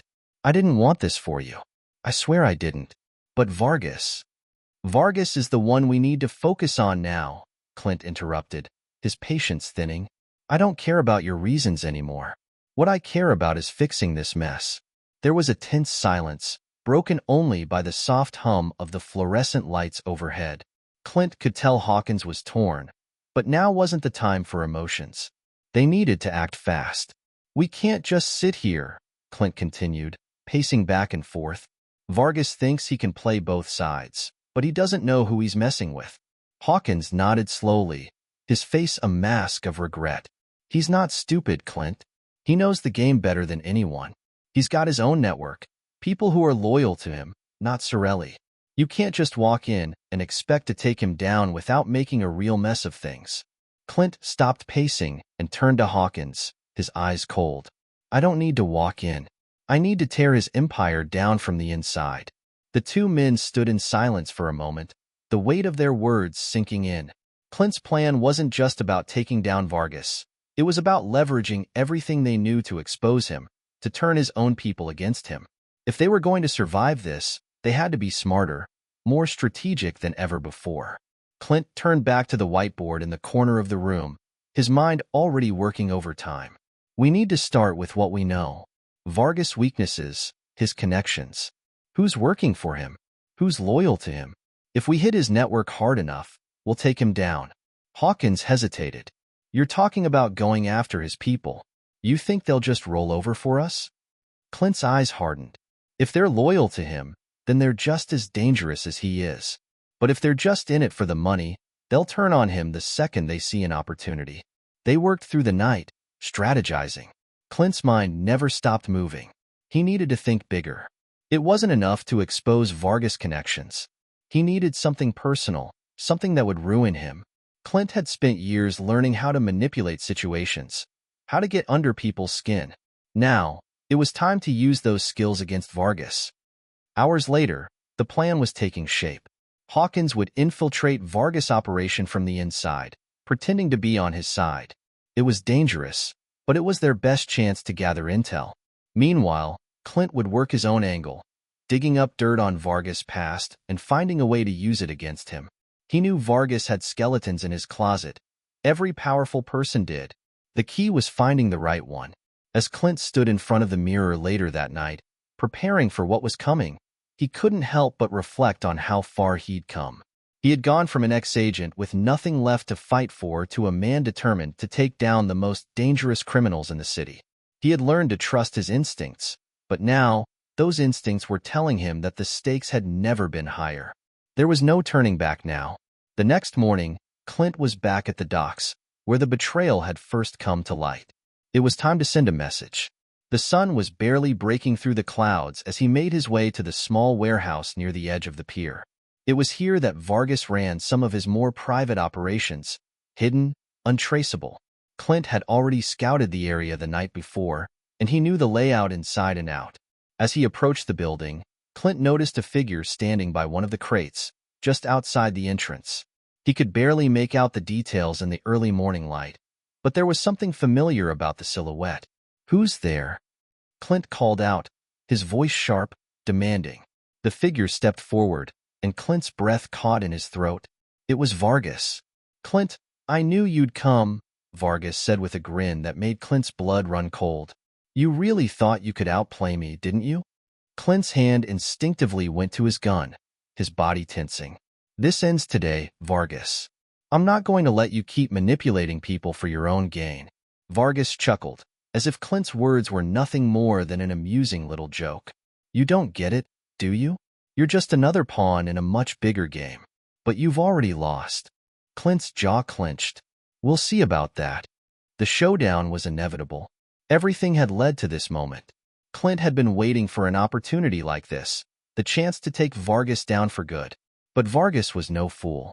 He had his own plans in motion, and Clint knew that this confrontation would be more dangerous than anything he had faced so far. With their guns drawn, the two men stood facing each other, the tension crackling in the air. It was a standoff that would change everything. For Clint, it was no longer just about survival. It was about making sure that Vargas, once and for all, felt the consequences of his betrayal. The fight for control was about to begin. The tension between Clint and Vargas was palpable as the two men faced off, their guns drawn. Clint's eyes were cold, calculating, every muscle in his body on edge, ready for whatever Vargas might throw at him. Vargas, on the other hand, seemed almost casual, like this was just another game for him. Something Clint had come to expect from the man who always seemed 2 steps ahead.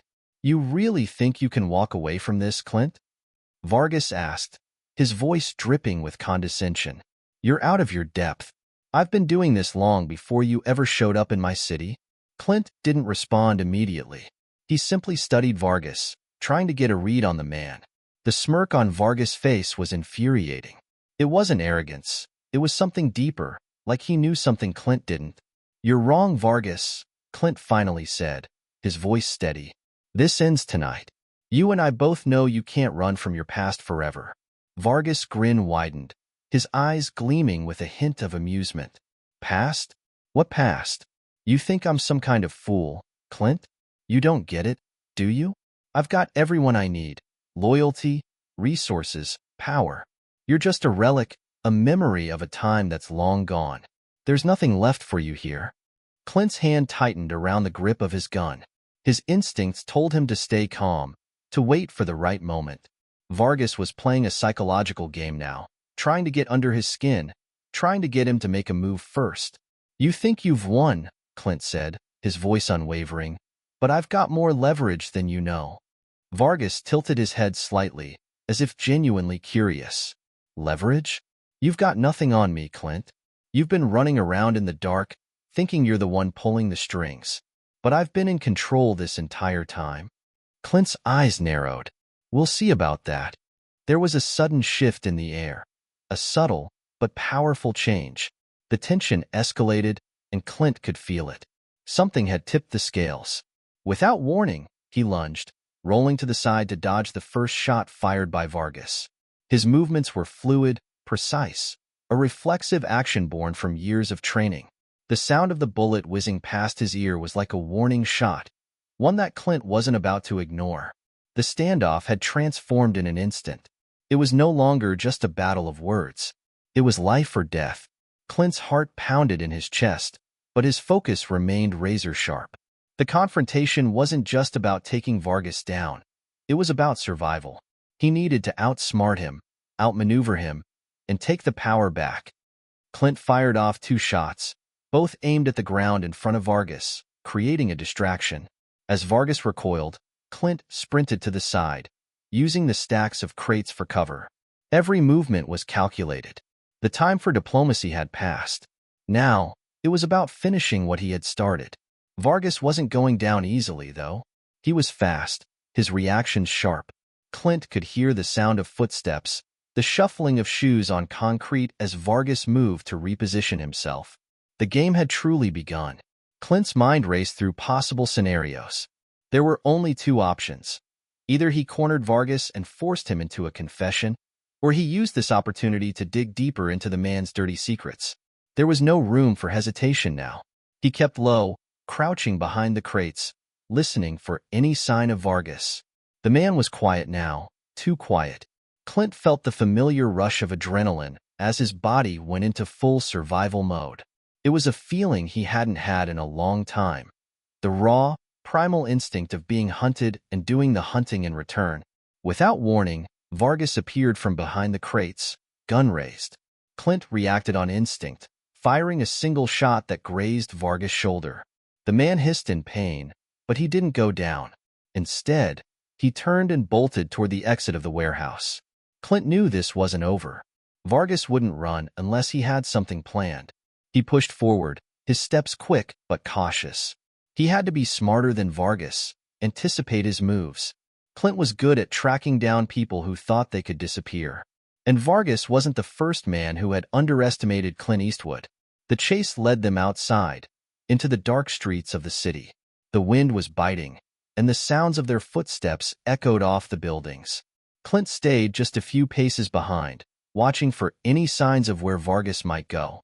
Vargas reached a black SUV parked at the corner of the street and threw open the door, quickly sliding in. Clint was close now, just a few seconds away from catching him. He could feel his heart racing, a fire in his chest urging him to close the distance. Before Clint could take another step, the SUV's engine roared to life, and the tires screeched against the pavement. Vargas was making his escape, but Clint wasn't about to let him get away. With a burst of speed, Clint dashed forward, his mind calculating the odds. The SUV was already moving, but it wasn't fast enough. He reached into his jacket pocket and pulled out a small but powerful device, something he had kept hidden for just such an occasion. He pressed a button, activating the tracker hidden inside the SUV's engine bay. The device would lead him straight to Vargas' hideout, no matter where it was. Clint watched as the vehicle disappeared into the distance, but he felt a sense of satisfaction. Vargas may have escaped tonight, but Clint had the upper hand. He would find him. He always did. Clint walked slowly back to his car, his mind already shifting to the next phase of his plan. There was no time to waste. Vargas had made his move, but Clint was ready to counter it.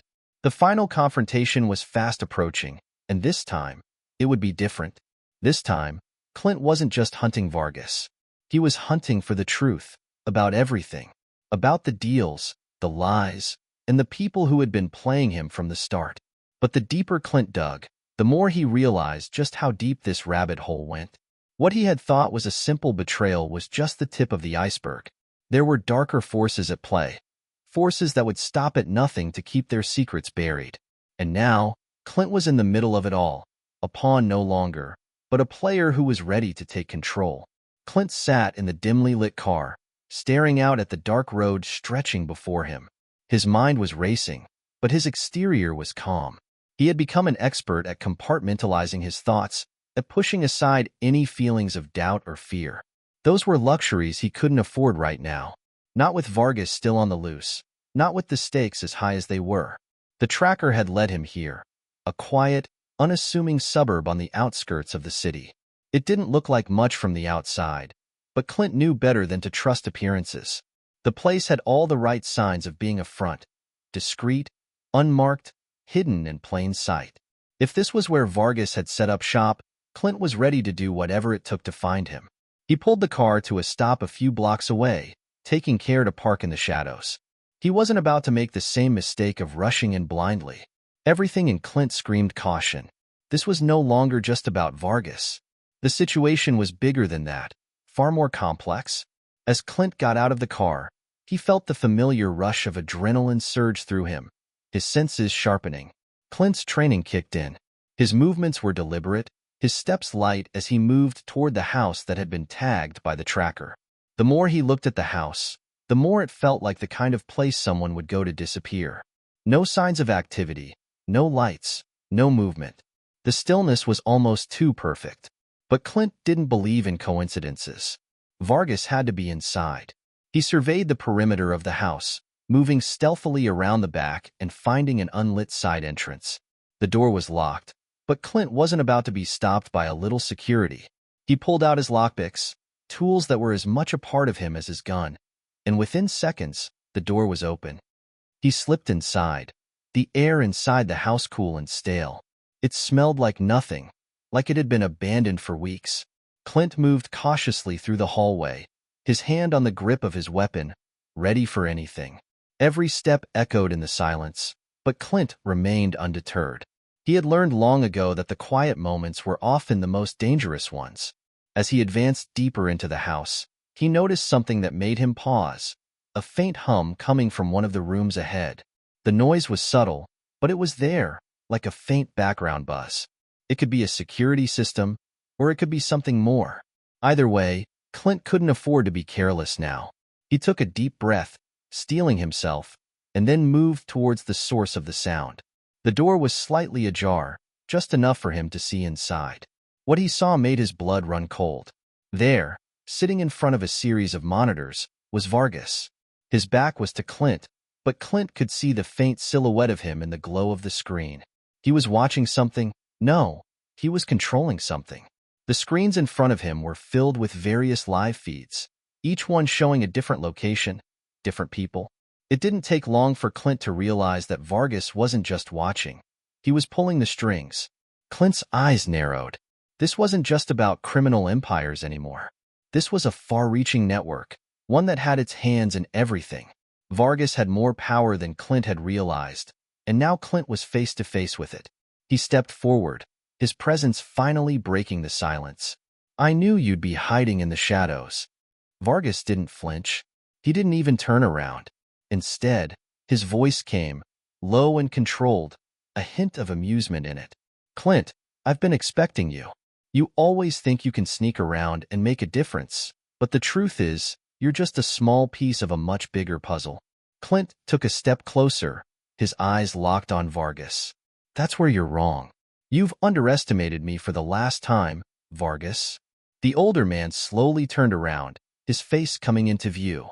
He looked calm, unfazed by Clint's intrusion, but Clint could see the glint of recognition in his eyes, as if he had already prepared for this moment. "What do you think you're going to do?" Vargas asked, his voice mocking. "You really think you're going to take me down? This isn't some street brawl, Clint. You're playing in a league you don't belong in." Clint's eyes hardened. "I belong wherever I choose to be, and I'm done playing by your rules." Vargas smirked, as if Clint had just told him a bad joke. "You have no idea what you're dealing with. I control everything, your past, your future. Every move you make, I've already planned for it." Clint's pulse quickened. The realization hit him like a punch to the gut. Vargas wasn't just a criminal. He wasn't just a man who used power for personal gain. Vargas had become something much worse. He had become a puppet master, pulling strings in ways Clint could never have imagined. The network of control, the reach he had, it was staggering. "I know what you're thinking," Vargas continued, leaning back in his chair, his fingers drumming on the armrest. "You're thinking you can expose me, shut me down, right? But you can't. You don't even know where to begin." Clint clenched his jaw, refusing to show his growing frustration. Vargas was right. He didn't have all the answers, but he had something more important, the will to fight, to keep moving forward. He wasn't going to let this man win. Not after everything he'd sacrificed. "I'll find a way," Clint said, his voice steady. "I always do."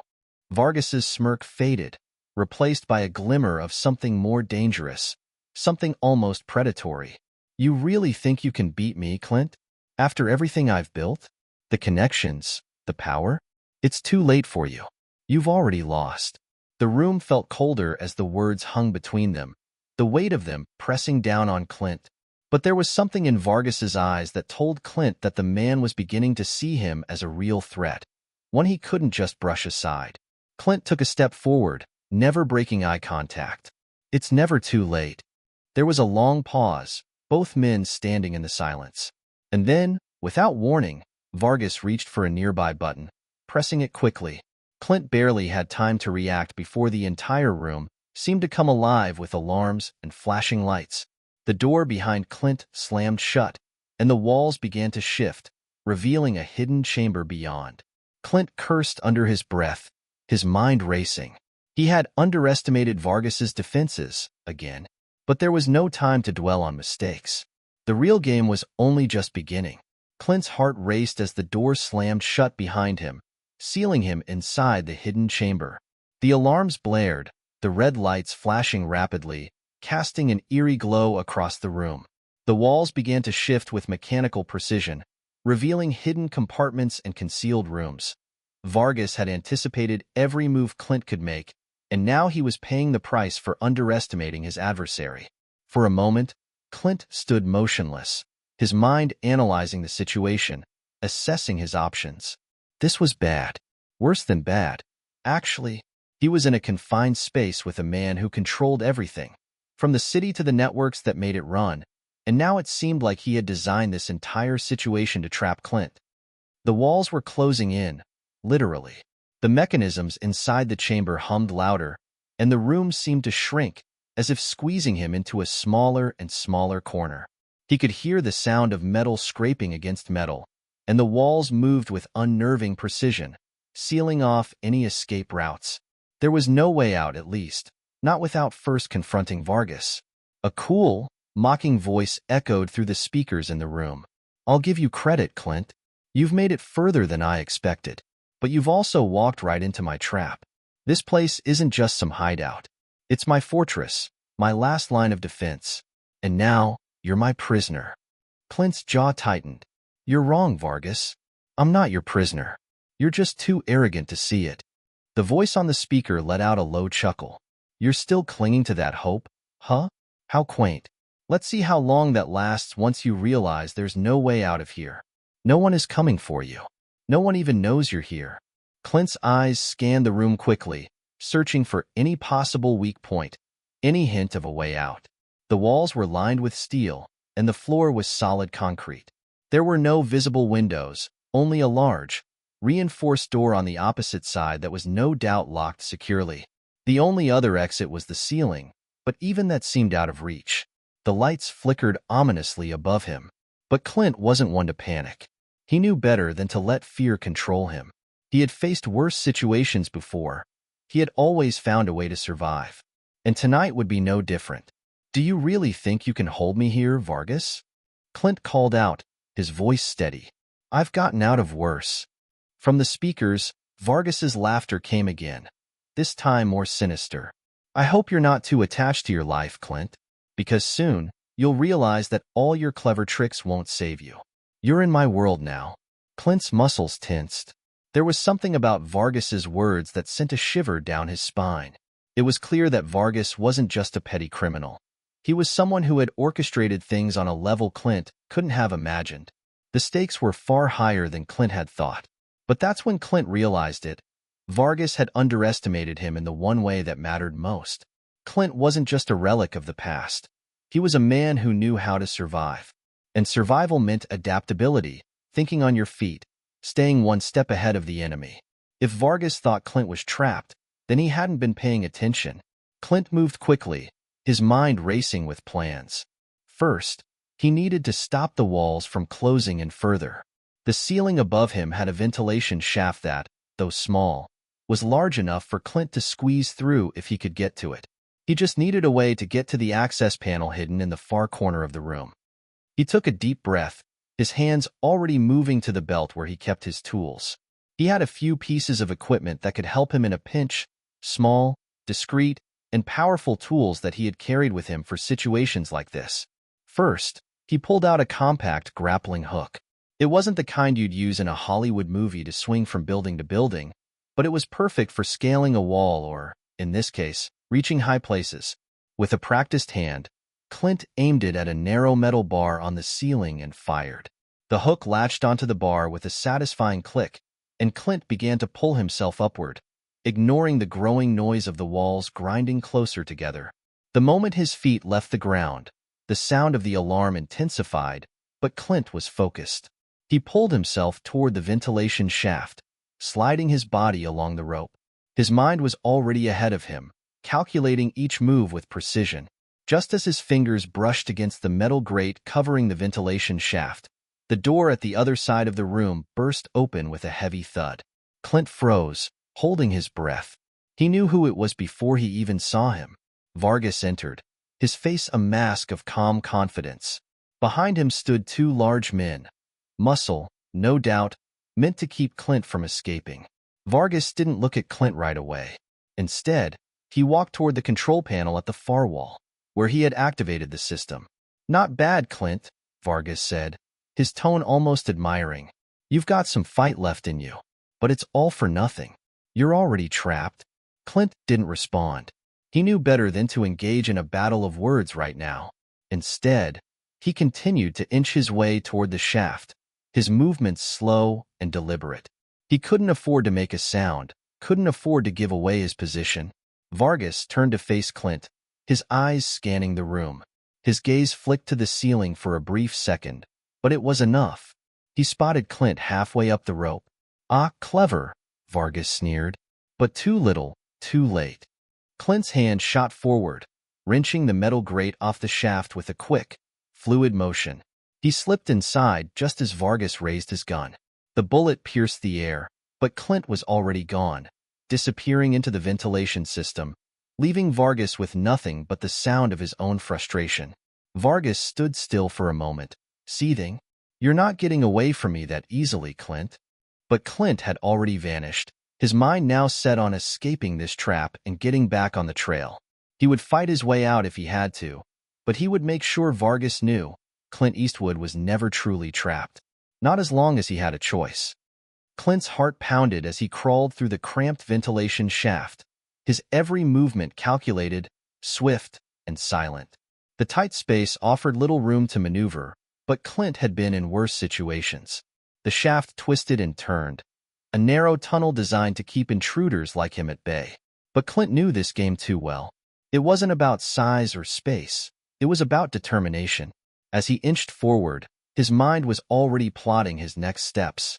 The ventilation system wasn't the ideal escape route, but it would buy him some time.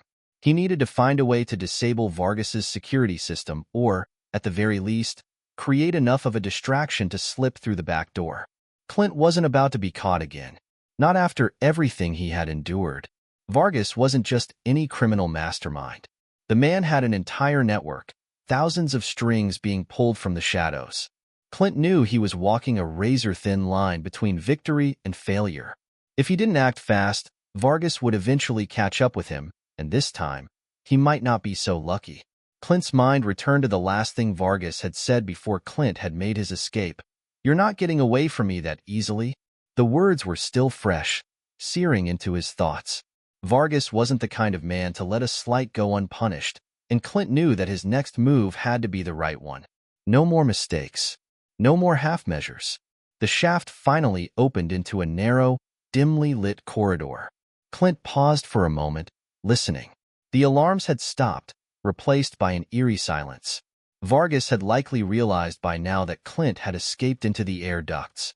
But it wouldn't take long before the man set his goons on a full-scale search. Clint didn't have much time.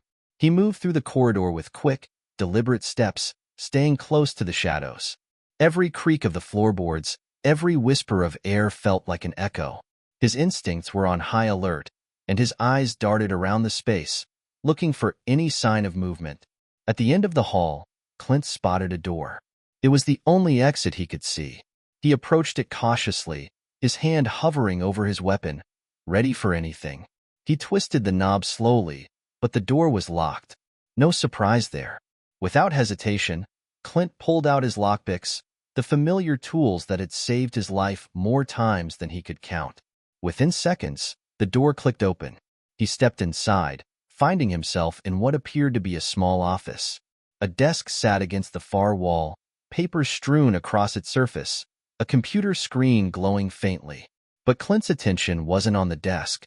His eyes scanned the room quickly, assessing the layout. He wasn't here for paperwork. The moment Clint entered the office, he felt it. A sudden shift in the atmosphere, a presence. Someone was in the room with him. Before Clint could react, the door behind him slammed shut, and two large figures appeared from the shadows. The air seemed to freeze. Vargas's goons. "Did you really think you could escape, Clint?" One of them sneered, his voice deep and menacing. Clint's instincts kicked in. He was outnumbered, but he was far from outclassed. He wouldn't give up so easily. Clint's hand went to his holster, his movements fluid as he drew his gun. Without a word, he fired. The first goon went down with a grunt, his body crashing to the floor. The second one lunged at Clint, but Clint was already moving, sidestepping just in time to dodge the brute's grasp. He pivoted, driving his elbow into the man's throat and then delivering a sharp kick to his stomach. The goon crumpled to the floor, gasping for air. Clint didn't waste time savoring the victory. He needed to keep moving. With one final glance at the incapacitated men, he made his way to the desk, quickly rifling through the papers. There had to be something here that could give him an edge, something that would finally give him the upper hand over Vargas. His eyes landed on a folder marked with a symbol he didn't recognize, a symbol that seemed too familiar. Clint's pulse quickened. The contents of the folder were about to change everything. Inside, there was a map, an intricate web of locations, each marked with a red X. But it wasn't just random places. These were the key spots in Vargas's operation. And the symbol? It was a code, a calling card for a larger network of operatives. Clint took a mental note of the locations. He didn't have time to decipher everything right now, but this map was the breakthrough he had been looking for. It could lead him straight to the heart of Vargas's operation, a way to stop him for good. He tucked the folder into his jacket, then moved toward the window. There was no time to linger. Vargas's men would be swarming the building soon, and Clint didn't plan on sticking around to see who else Vargas had waiting for him. He scanned the alley below, empty. Good. Clint opened the window just enough to slip through, landing lightly on the ground. He could hear the faint sounds of footsteps approaching inside, but by the time anyone reached the office, Clint would be long gone. He kept low, moving swiftly through the shadows, his mind racing. He needed to contact his team, relay the new information. The locations on the map were crucial. Vargas's next move was likely already in play. But Clint wasn't going to let that happen. Not after everything he'd been through. Just as he turned the corner, he felt a surge of anger rise in him. Vargas had underestimated him. He thought Clint was just another obstacle to brush aside. But Clint wasn't like the others. He had survived the worst, and now, he was going to make sure Vargas paid for everything he had done. Clint's phone buzzed in his pocket, snapping him out of his thoughts. It was a text from Agent Miller. "We've got eyes on the compound. When you're ready, we move." Clint grinned. Ready. And with that, Clint's relentless pursuit continued. Clint moved quickly through the darkened streets, his mind focused and his body alert. He had the map, but he knew Vargas was never far behind. The city felt colder tonight, the shadows darker, as if everything had shifted. The clock was ticking, and Vargas wasn't the kind of man who would let Clint's escape go unpunished. He pulled out his phone and dialed Agent Miller's number. The line rang twice before it was picked up. "Clint," Miller's voice came through the receiver, steady and calm. "We've got your back. The team is in position." "Good," Clint said, keeping his voice low as he checked the corners of the alley. "I found something. A map. It shows all of Vargas's key locations. But there's more. The symbol. This isn't just a small-time operation. This is bigger than we thought." Miller paused, processing the information. "You're saying Vargas is part of a larger network?" "Exactly," Clint replied. "This isn't just about him anymore. It's a whole operation, spread across the city.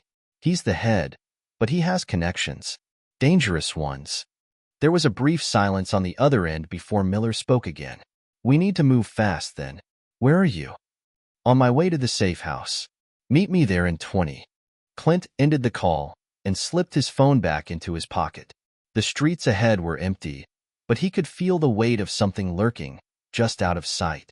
It was the kind of feeling that made the hairs on the back of his neck stand on end. He wasn't alone. Not yet. His footsteps echoed in the quiet, the only sound in an otherwise empty city block. Clint's instincts told him to move faster, but he had to be careful. The map might give him the advantage, but Vargas had the resources to turn the tide in an instant. He had to keep his head in the game. As he neared the corner of the block, he heard the unmistakable sound of approaching cars. His heart skipped a beat. He couldn't risk being caught now. Without thinking, Clint darted into a nearby building entrance, blending into the shadows just as the headlights of a black SUV swept past. He waited until the sound of the tires faded into the distance before slowly exhaling. This was becoming a pattern. Close calls, moments of quiet tension before the storm. Clint was used to it, but this time felt different. Vargas wasn't just after him anymore. It was bigger, and that meant Clint had to be smarter. No more reckless moves, no more surprises. He made his way to the safe house, a nondescript building tucked in a quieter part of the city. It was small, hidden away from the prying eyes of both criminals and law enforcement. Once inside, Clint checked in with his team, making sure they had eyes on every potential location on the map. If they were going to dismantle Vargas's operation, it had to be precise. Every move had to count. Agent Miller was waiting for him inside, her face serious. You were right about the map. It's not just a few locations. This network is sprawling. We're talking international operations. Vargas isn't just a local problem. He's tied into a whole web of criminal activities. Clint glanced at the map, his brow furrowing. Vargas's reach is wider than I thought. These locations, they're key points. This could lead us straight to his inner circle. If we hit them all at once, then we'll cripple him, Miller finished, her voice determined. But we need to move fast. We've got intel suggesting that Vargas is on the move himself. He won't wait for us to come to him. Clint nodded.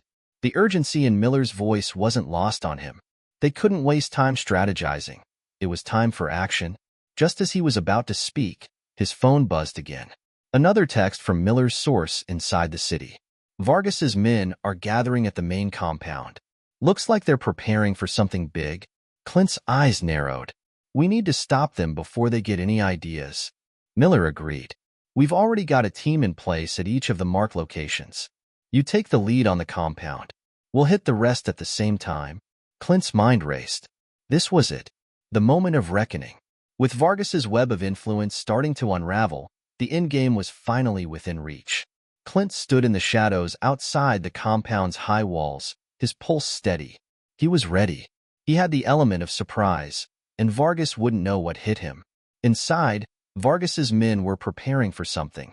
A shipment, an exchange, who knew? But Clint wasn't here to ask questions. He was here to put an end to it. He moved silently, the night air thick with tension as he scaled the wall, using the grappling hook he had stashed in his jacket. He reached the top and peered over the edge, scanning the compound below.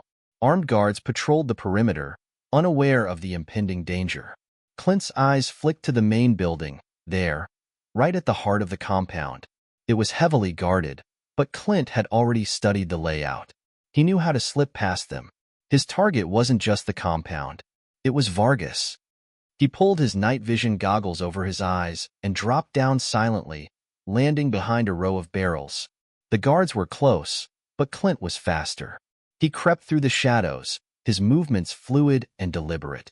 Inside the compound, it was eerily quiet, like the calm before the storm.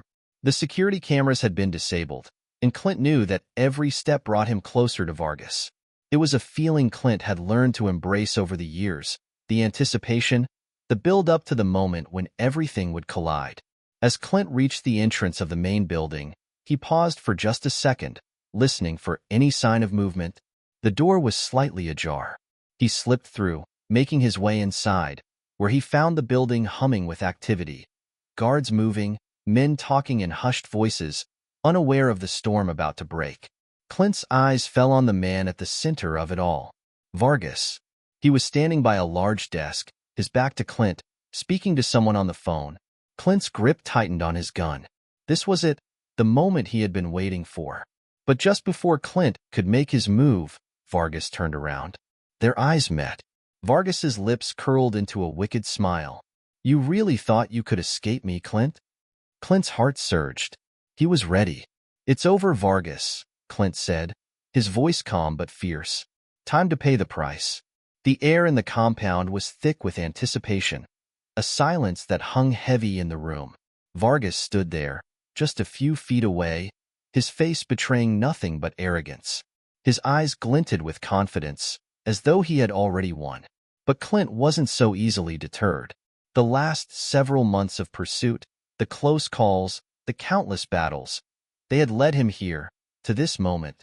Clint's pulse was steady. His grip on the gun never wavered. This was it. There was no turning back now. "You should have stayed gone, Clint," Vargas said, his voice smooth, almost taunting. He folded his arms across his chest, the picture of calm in the face of the imminent threat. "You've made your choice, and now you'll pay for it." Clint's eyes narrowed. "I'm not here for your speeches, Vargas. I'm here to end this." Vargas chuckled, a low, sinister sound. "You think you're the first one to try to take me down? I've had men like you come after me for years. They all think they have a chance, but in the end, they always fall short." Clint didn't flinch. He had heard it all before. He had faced down men far worse than Vargas. But this time, it was personal. The man was a criminal mastermind, the head of a vast network that spanned the globe. His crimes, his ruthlessness, it all came to this moment. And Clint had one purpose: to take down the kingpin who thought he could outsmart the law and manipulate the world around him. "You're not invincible, Vargas," Clint said, "and neither is your empire. It ends tonight." Vargas's smile faded, just slightly. "You've got fire in you, Clint. I'll give you that." His hand moved casually to a button on his desk, one that Clint had noticed earlier, perhaps a signal to his men. Clint's instincts kicked into overdrive. He wasn't going to let Vargas play this out the way he wanted. Without hesitation, he lunged forward, his gun raised. The sound of the shot echoed in the room, but Vargas was already moving. In the split second it took for Clint to react, Vargas ducked behind the desk, his figure disappearing from sight. Clint's mind raced as he darted for cover, moving quickly toward the opposite side of the room. The room lit up with the sound of gunfire, shots flying through the air. As Vargas's men emerged from the shadows, weapons drawn, Clint ducked, narrowly avoiding a round that hit the wall behind him. "Move in." Vargas's voice rang out, harsh and commanding. "Take him down." Clint's heart pounded, but his mind stayed clear. He had trained for moments like this. He wasn't just a lone soldier. He was a tactical expert, and he had a team on the outside, ready to take down Vargas's empire. They would come for him. It was just a matter of time. The compound was in chaos. Clint's pulse was steady, his eyes scanning the room, picking out targets, calculating his next move. He needed to disable the men without killing them, make it quick, then get to Vargas. That was the goal. He wasn't here for a bloodbath. He was here for justice. One of the guards charged toward Clint, but Clint was faster. He sidestepped the attack, grabbing the man's wrist and twisting it until the gun dropped to the floor. A quick knee to the chest sent the man crashing to the ground, knocked out cold. But there was no time to breathe. More came. The sounds of battle filled the air. Clint moved with deadly precision, using every move he had learned over the years. He used the environment to his advantage, ducking behind crates, weaving through corridors, and taking out anyone who stood in his way. But the real goal was still ahead, the final confrontation with Vargas. Clint had to get to him before things spiraled out of control. He could feel the tension building in his chest as he pushed forward, his thoughts focused on the man who had been evading justice for so long. Through the haze of smoke and gunfire, Clint caught a glimpse of Vargas. He was heading for the back exit, moving swiftly, his bodyguards closing in around him. Clint's eyes locked on Vargas. Not today. With one last push, Clint broke through the remaining guards, his feet moving faster than he ever thought possible. He was right on Vargas's heels, ready to end it. They reached the door to the back alley. Clint grabbed the handle, slamming it open. Vargas was out there, just a few feet ahead of him, a smirk on his face as he turned around to face Clint. "I'm not done, Clint," Vargas sneered, pulling a hidden gun from his jacket. "You think you've won?" Clint's eyes narrowed. "You don't get to have the last word." Vargas raised the gun, his finger tightening on the trigger, but Clint was quicker. He dove to the side, rolling behind a stack of crates for cover. The shot rang out, missing him by mere inches. Clint returned fire, sending a round into Vargas's shoulder. The man stumbled, his weapon falling to the ground as he clutched his bleeding arm. Clint was on him in seconds, grabbing him by the collar and slamming him against the wall. Vargas winced, but there was no fear in his eyes, only defiance. He opened his mouth, as if he was about to say something, but Clint didn't give him the chance. "You're done," Clint growled, his voice low and unyielding. "Your network, your empire, it all ends now." Clint pulled the handcuffs from his belt, securing them around Vargas's wrists. As he did, the sounds of sirens filled the air. Backup had arrived, the law closing in on Vargas and his criminal organization. Clint stepped back, breathing heavily, as he looked down at the man who had caused so much pain, so much suffering. But now, it was over. Clint had won. Justice had been served. In the distance, he saw Agent Miller and the rest of the team arriving, their faces filled with relief as they approached him. Clint didn't say anything. He didn't need to.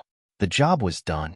The city that had been held hostage by Vargas's criminal empire could finally breathe easy again. But Clint knew this victory wasn't just about taking down one man. It was about something bigger. It was about standing up for those who couldn't stand for themselves. About doing what was right, even when it seemed impossible. As he walked away from the compound, the night no longer felt so cold. Hit subscribe and leave a comment with where you're watching from. This story might just spark a new beginning. What's one thing that always pushes you forward, even when things get tough?